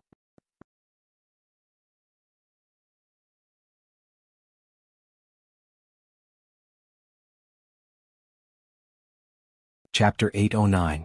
In the silence of the night, the middle-aged man, Director Li, was asleep with his naked lover in his arms. However, he was having a nightmare. In this nightmare, Director Lee was reported for taking bribes, and was punished by the Commission for Discipline Inspection and Discipline Inspection. He lost his position and then his lover ran away with the money. His child ignored him and all his friends who used to call him brothers drew a line with him. Only the yellow-faced woman he looked down on was still by his side, crying all day long. Director Lee abruptly woke up from his nightmare. His heart was filled with guilt. His forehead was covered in sweat and he gasped for breath. His eyes were wide open like a dead fish, and the uneasiness in his heart was like dough that kept fermenting and swelling. No, I've offended Mr. Lee and Miss Zhou. The consequences must be very serious. They will definitely not let me go. I have to go and apologize again. I don't believe that, there's no one in this world who isn't greedy for money. Director Lee picked up something and wiped the sweat off his forehead as he thought to himself with lingering fear. In his opinion, all men in the world were as greedy as he was. This Mr. Lee had so many beautiful women around him that he couldn't curry favor with him, but he could curry favor with money. As long as he gritted his teeth and spent a lot of money, he might be able to get a big backer like Mr. Lee. Then, he would be able to get back 100-fold in the future. The main reason why few officials in China did good things was because they treated being an official as an investment and a business. As the saying goes, traveling thousands of miles to become an official is for money. As long as they can earn money, they are willing to pay any price. From power, money, and beauty to the interests of the common people and their own souls, there was nothing that they couldn't trade or sell. Director Lee thought very seriously. He had apologized to Li Yundong and Zhou Qin before, but he didn't get a response from them. This made him very nervous, and when he got home he couldn't sit still. The famous Russian writer Chekhov once wrote an immortal short story called The Death of a Junior Civil Servant. It was short and concise, even less than 2,000 words. It was about a junior civil servant, Chervyakov, who accidentally spat on a general in the front row while watching a play in the theater. The junior civil servant panicked and kept apologizing, which made the general not know whether to laugh or cry. Then the general really flew into a rage. The junior civil servant didn't get the general's forgiveness and died of fear after returning home. Director Lee was a bit like Chervyakov, a character written by Chekhov. He was restless even in his dreams. The only thing he had that was better than this little civil servant was that his psychological quality was very strong. He had resisted the urge to run away that night. In fact, he also knew that the monk could run away but the temple could not. If Li Yundong and Zhou Qin wanted to deal with him, where could he run to? Go abroad? He hadn't earned enough yet. Besides, it was very difficult to escape naked now. Director Lee sat by the bed and looked at his little lover who was sleeping soundly on the bed. He cursed in his heart, Motherf asterisk cur, it's better to be a woman. Once we get married we can live a happy life. How can I be like this? It's so difficult to be an official and I'm scared all day long. Director Lee sighed and his body was sweating profusely. He kept wiping his sweat with something in his hand, but he soon found that something was wrong. The thing in his hand smelled. He looked down and saw that he was holding a lacy blue underwear. It belonged to his little lover. He had used it to wipe the traces of the war. Director Lee immediately felt disgusted and hurriedly threw the underwear far away. But as soon as he threw it, he found that the underwear was floating in front of a pair of feet. It was a pair of beautiful feet that were as white as jade. She was not wearing shoes or socks. The tips of her toes were padded, and the instep of her feet was arched in a beautiful arc. There was not a single meridian or blood vessel in this arc. The smooth jade-like feet were like a piece of natural white jade. At the top of this piece of white jade, each toe was like a delicate jade pearl, round and exquisite. In particular, each toenail exuded a pinkish color, which made it look very charming. Director Lee had played with a lot of women, but he had never seen a woman's feet as beautiful as this. It was as if this pair of beautiful feet was transformed from the world's most enchanting spirit, specially born to charm men. Just by looking at these beautiful feet, he couldn't help but stare blankly, swallowing his saliva incessantly. With such a pair of beautiful feet, how beautiful would she be? In an instant, Director Lee's soul was almost seduced by this woman. His whole body trembled slightly and he raised his head little by little. But when he really raised his head, he suddenly found that this woman turned out to be the beautiful woman who had opened the door for him at the last moment downstairs. Director Lee looked at her with his mouth agape. He only felt that although this face was clearly the one he had seen before, there was a blood-red light in this woman's eyes. This gaze was like a ball of netherworld flame burning in the sea of blood and hell, full of disgust and hatred, which made people shudder. This woman was the mystical silver fox. As soon as Director Lee saw this pair of terrible eyes, his rising desire instantly faded away. The instinct of animal fear dominated all his will and nerves in an instant. His desire to survive and animal instinct told him that this woman must be here to kill him. Director Lee couldn't help but scream, "Help!" But as soon as his voice came out of his throat, the mystical silver fox stretched out a jade arm like lightning. Her pink lotus-like forearm was exposed in the air, and her 5 fingers were like spring onions. She made a gesture of strangling the other party's throat from a meter or two away, and then slowly raised her arm. The powerful aura and jinchi of the mystical silver fox wrapped the middle-aged man invisibly and slowly grabbed him in the air. At this time the little lover on the bed also woke up in a daze. As soon as she opened her eyes, she was shocked to find that the man beside her was floating in the air, covering his throat with both hands, his eyes bulging, his feet kicking, and his throat making a hoarse sound, as if an invisible hand was grabbing his neck and lifting him up. The little lover was so scared that she was about to scream. The mystical silver fox immediately stretched out another hand and lifted her up in the air. The mystical silver fox raised her hands horizontally and carried the man and woman in the air like a chicken. The corners of her mouth curled up slightly, and her smile was cold and full of ridicule. Her body moved, and in an instant she disappeared with the 2 people, and then appeared more than 100 meters above the ground. At this time the moon was bright and the stars were sparse. Director Lee and his little lover were struggling frantically. Their eyes were full of the cold and ferocious smile of the mystical silver fox. In addition, there was a cold crescent moon hanging high in the sky. At a height of more than 100 meters, the cold wind was blowing. It was really a dark and windy night for killing. Director Lee and his little lover were so scared that they peed their pants. None of them understood why this extremely beautiful woman in front of them could fly up with them. Moreover, why did she want to kill them? Could it be that I've done too many sins and this is my retribution? A thought suddenly flashed through Director Lee's mind. Cultivators could not kill mortals with magic treasures, but this did not mean that cultivators could not kill people or ordinary people. Especially for people like the mystical silver fox who had been fighting with others almost all her life, there were at least 9,000 ways for her to kill ordinary people without using magic treasures and magic such as Nauk. The mystical silver fox held her little lover in one hand and suddenly smiled. "You must regret it. Why did you scold me before, right?"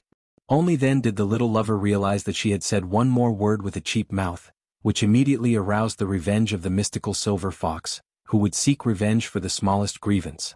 In the end she brought about a fatal disaster. Her throat was choked and she couldn't speak, but her eyes kept crying. Her eyes begged the mystical silver fox to spare her life.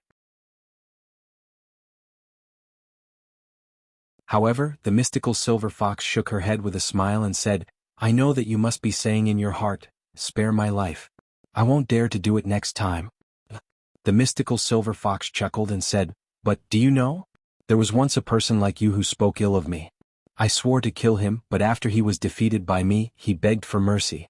My heart softened and I forgave him. But in the end, this person took the lead in gathering almost all the experts of all the sects in the cultivation world. He attacked me when I was practicing the 9th phase of the heavenly Jindan technique. Because of this, I wandered to Dongying, and those dwarfs took the opportunity to seal me for nearly 1,000 years. From then on, I never believed in any begging for mercy." As she spoke, the mystical silver fox brought the woman to her eyes, and the smile on the corner of her mouth became colder and colder. She said slowly, "Remember not to curse people casually in your next life." After that, she loosened her hand, and the beautiful little lover fell down like a kite with a broken string.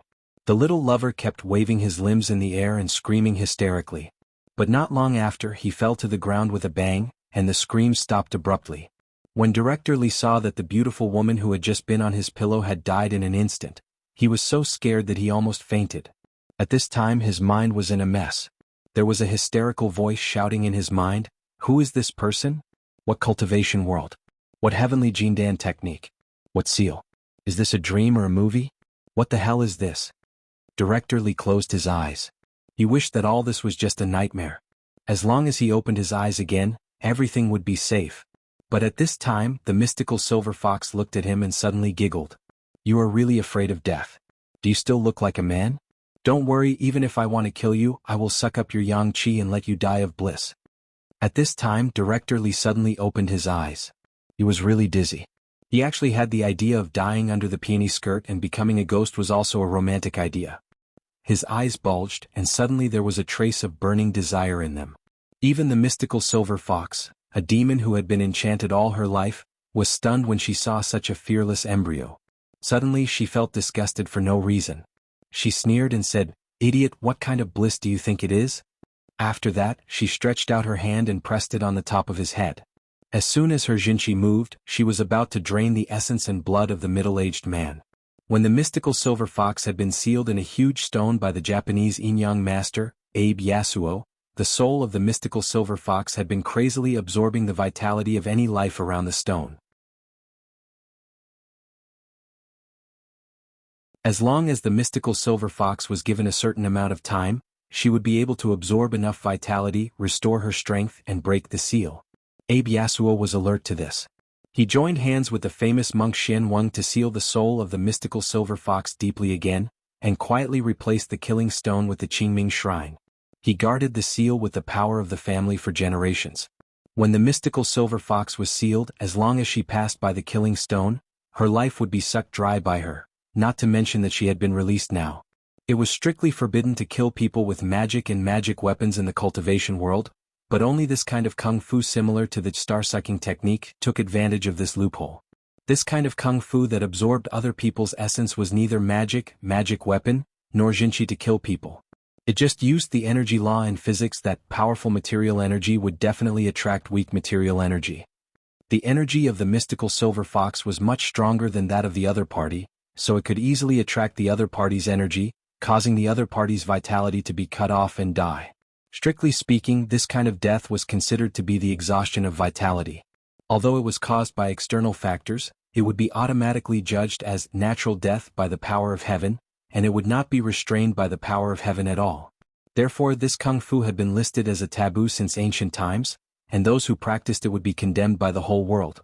At that time, the mystical silver fox had shouted and killed wherever she went because she had practiced this kung fu that made heaven angry and people resentful.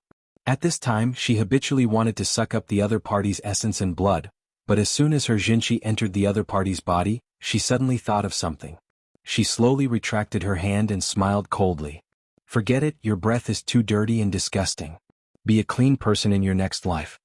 As she spoke, she loosened her grip. She watched as the middle-aged man waved his arms and legs as he let out a shrill cry. His shrill cry pierced through the silent night sky as he quickly fell to the ground. The mystical silver fox looked down at the figure that was constantly falling, and the smile on the corner of her mouth became colder and colder. She couldn't help but slowly raise her eyes and look at the distant east.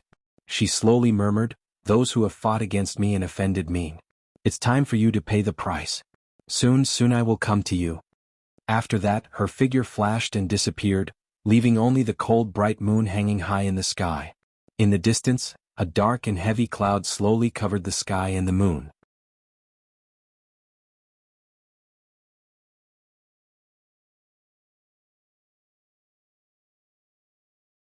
Chapter 8:10. The screams of Director Li and his little lover broke the silence of the night. Li Yundong and Su Chan, who were secretly making out in the room, suddenly sat up in shock when they heard the first scream. Su Chan asked with a surprised face, "What happened?" But as soon as she finished speaking, she heard a loud bang as if a heavy object had hit the ground. Su Chan was shocked. "This seems to be..." Li Yundong and Su Chan looked at each other in dismay. As soon as they did so, they heard another scream. This time it was from a man. After a while, there was another thud as if a heavy object had hit the ground. Li Yundong's face darkened. He didn't have time to be intimate with the girl. He winked at her and hurried out of the door in their pajamas. As soon as they went out, they saw the others in the room come out curiously and ask each other what had happened. Li Yunyang and Su Chan quickly rushed to the balcony and looked out. As soon as they arrived at the balcony, they saw that Ziyuan, Ruan Hongling, and the others in the room next door had also walked to the balcony with curiosity and surprise. Li Yundong and Ziyuan looked at each other and looked down at the same time. They saw two people lying in a pool of blood. Their eyesight was excellent. Even in the middle of the night, with the help of the moonlight, they could see the identity of the two people from a distance. What's going on? Li Yundong's heart sank. How did they die? This is troublesome. Can't they let me have a good new year? Ziyuan's face also tightened and she said, "Call the police." Su Chan looked at the two people lying in a pool of blood in confusion. She couldn't help but look up and say, "Strange, how did they die? Jump off the building?" At this time, Zhou Qin also followed her gaze. They lived on the third floor and this building was only 4 stories high. Was it really necessary to jump from the top? Moreover, the 2 screams just now were obviously from falling from a high altitude. The sound dragged on for a long time. If they jumped from the 4th floor, they would have landed before they could catch their breath. How could the sound drag on for such a long time? Zhou Qin shook her head and said, "That's impossible. He definitely didn't jump off a building. He probably fell from a high altitude." Su Chan had a strange look on her face. There aren't any high floors nearby. Even if they wanted to fall, they wouldn't have the conditions. Could it be that they took a plane and then fell? At this time, Ao Wushuang was also alarmed. She walked to the balcony and silently observed the situation in front of her. After hearing Su Chan's words, she suddenly thought of something and said, "It's unlikely that they took a plane, but it's possible that they flew up." Su Chan blinked. "They can fly by themselves?" Ao Wushuang said lightly, "They can't, but can't we?" These words caused everyone to be instantly speechless, and they looked at each other in dismay. Wasn't that right? Almost everyone here was a cultivator. Could it be that someone found the 2 of them an eyesore and killed them? The 2 of them had spoken ill words before and had offended Li Yundong and the others. For a moment, everyone was suspicious of each other. The little foxes were outspoken and asked each other, "Was it you? Tell me the truth." Leniency for those who confess, severity for those who resist. But those who were asked all shook their heads blankly. Li Yundong and the others were even more confused. Li Yundong thought to himself, there shouldn't be anyone so blind as to cause trouble for these 2 guys at this time. It's almost the spring festival. Why would they do such a thing? Besides, these 2 guys had offended me, so they didn't deserve to die. Ao Wushuang's sharp eyes swept over everyone's faces. Soon she found that 2 people were missing from the group. She suddenly had an idea and quickly rushed into the room. But as soon as she moved, she saw Chow Kefi's door creak open. Lu Feier was wearing pajamas and standing at the door with sleepy eyes. She yawned and said in a daze, "What happened? It's so noisy." Ao Wushuang frowned slightly and asked, "Where's Chow Kefi?" Lu Feier looked back and pointed to the room. "Sister Chow is sleeping inside." Ao Wushuang walked to the door and peeked inside. Sure enough, she saw Ao Wushuang sleeping quietly in the room, snoring slightly. Ao Wushuang was stunned and then asked in a low voice, "Was she with you all night?" Lu Feier covered her yawning mouth with her small hand and said, "Of course, Sister Chow and I fell asleep very late. She slept like a pig." Ao Wushuang nodded secretly and didn't ask any more questions. Lu Feier asked curiously, "What happened?" Ao Wushuang pointed to the outside of the balcony and said, "Go and have a look yourself." Lu Feier went to the balcony and looked out. At this time, the lights of the whole building had been turned on. Almost every family had their heads out to look outside, shouting one after another. When Lu Feier saw the 2 figures on the dark ground, she was also stunned. Then she turned around and ran out of the door like a gust of wind. She went downstairs and took a closer look. Lu Feier sucked in a breath of cold air at the sight. She saw that the beautiful woman who had spoken ill words before was lying in a pool of blood. She was naked and her whole body was badly mutilated. She almost couldn't be seen. On the other side there was a man lying. The man's head was broken and black, white and red parts were scattered all over the ground. But from the figure, it could be vaguely recognized that it was Director Li from before. Even though Lu Feier was an experienced and knowledgeable actress, she was still shocked. She let out a cry and took a step back. She stepped back and stepped on a person behind her.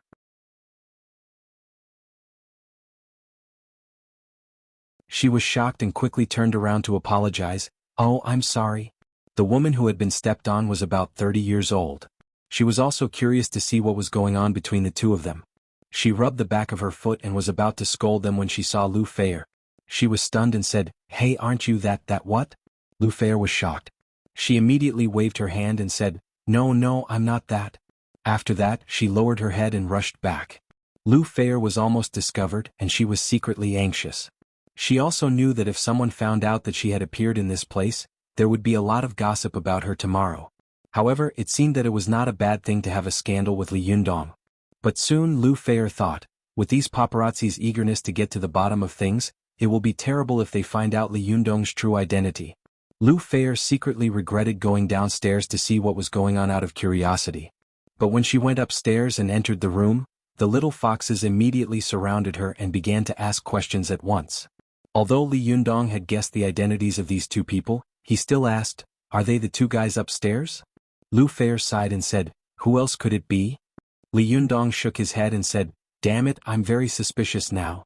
I just don't know who saw us have a conflict with him before." Lu Fair sighed again and said, "It was so noisy during the day. Who couldn't hear it?" Seeing Li Yundong's ugly expression, the little foxes didn't dare to say anything. Instead, Ziyuan comforted him in a low voice, "Don't worry, we didn't do it and no one will accuse us." Su Chan also said, "Yes, I don't believe that no one can find out the truth about this matter." Zhou Qin, who had been silent, frowned secretly. She held her mobile phone in her hand and was ready to call for help at any time. While everyone was talking and feeling a little worried, the police finally arrived after receiving one call after another. In the middle of the night, the flashing police lights illuminated the residential area. The originally quiet residential area suddenly became very lively. None of the families were in the mood to sleep. They were either standing on their balconies to watch the commotion, or surrounding the scene downstairs, pointing and gossiping. The first to arrive were Captain Liu and his subordinates from the Public Security Brigade, followed by the Criminal Police Unit. As soon as the police from the two departments arrived, they immediately controlled the scene. The Public Security Brigade was responsible for driving the crowd away and putting up a cordon. No one was allowed to approach within 20 meters. The members of the Criminal Police Unit took photos at the scene, collected evidence, and reported the situation through the walkie-talkie. Some high-ranking police detectives began to question and record the statements one by one. After questioning them one by one under the instructions of several witnesses, they finally looked at Li Yundong and the others on the third floor. When Li Yundong saw this, he immediately smiled bitterly and said, "Really, if it's a blessing, it's not a curse. If it's a curse, we can't avoid it. I'm so unlucky to have encountered such a thing." Sure enough, someone knocked on Li Yundong's door not long after. Several police officers in criminal police uniforms appeared at the door.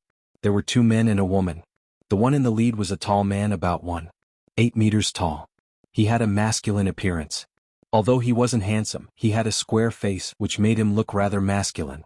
Behind him stood a gentle-looking, four-eyed policeman. It was obvious that he often did paperwork. Next to the four-eyed policeman stood a beautiful woman in a police uniform. She looked valiant and valiant. The three people saluted when they saw each other. The square-faced policeman, who was the leader, said seriously, "Hello, I'm Hu Jian. I'm here to ask you about the case. Please cooperate with the investigation." Although Li Yundong sighed in his heart, he was still very polite on the surface. He smiled slightly and welcomed the three people in. As soon as the three people entered the door, they were extremely shocked to find that the room was full of beautiful women. They were all fat and thin and each of them was different. If the three of them didn't know that they were not Tang Xuanzang and his disciple, they would have thought that they had come to a country of women. The first reaction of the three people was to think that Li Yundong was a greedy person, and then they thought that he was a member of the Crown Prince's party and a rich second generation. If he didn't have power and influence, how could he have so many beautiful women around him? In the public security system, the public security brigade that was in charge of public security usually had to deal with people from all walks of life, so most of the policemen were slippery. Most of the cadres were good at using money and power, while the criminal police appeared to have a relatively strong sense of justice, and also had their own insistence. As soon as the three of them saw Li Yundong's attitude, they felt disgusted. The leading policeman frowned and asked in a somewhat unfriendly tone, "What were you doing when the case happened tonight? Who were you with? Who can prove it?" Li Yundong noticed that the square-faced man had fired off a barrage of questions as soon as he had arrived, as if he were the culprit. He frowned inwardly and was about to speak when Zhou Qin, who was beside him, interrupted him. "Who is your leader? Where is Director Gong? Why didn't he come to the scene?" The square-faced man turned his head and looked at her, his face full of displeasure. "Who are you?" "I haven't asked you yet. Besides, this isn't a big case. Is there a need for him to come?" Zhou Qin smiled slightly and said, "Since it's not a big case, why are you so aggressive? Moreover, a case related to my master is a big one. If he doesn't come, who will?" The square-faced man flew into a rage and slammed the table. Just as he was about to speak, he suddenly heard a burst of laughter coming from outside the open door. "Oh, Mr. Li, long time no see. How have you been recently? You're tuning in to the Han Lee's Wuxia Chronicles YouTube channel. We're so grateful for your support, and don't forget to subscribe to join us on this incredible journey through captivating stories. Your generosity through donations truly makes a world of difference, as it's the primary source of revenue that allows me to expand and enhance this channel for you. Thank you from the bottom of my heart for being a part of this adventure.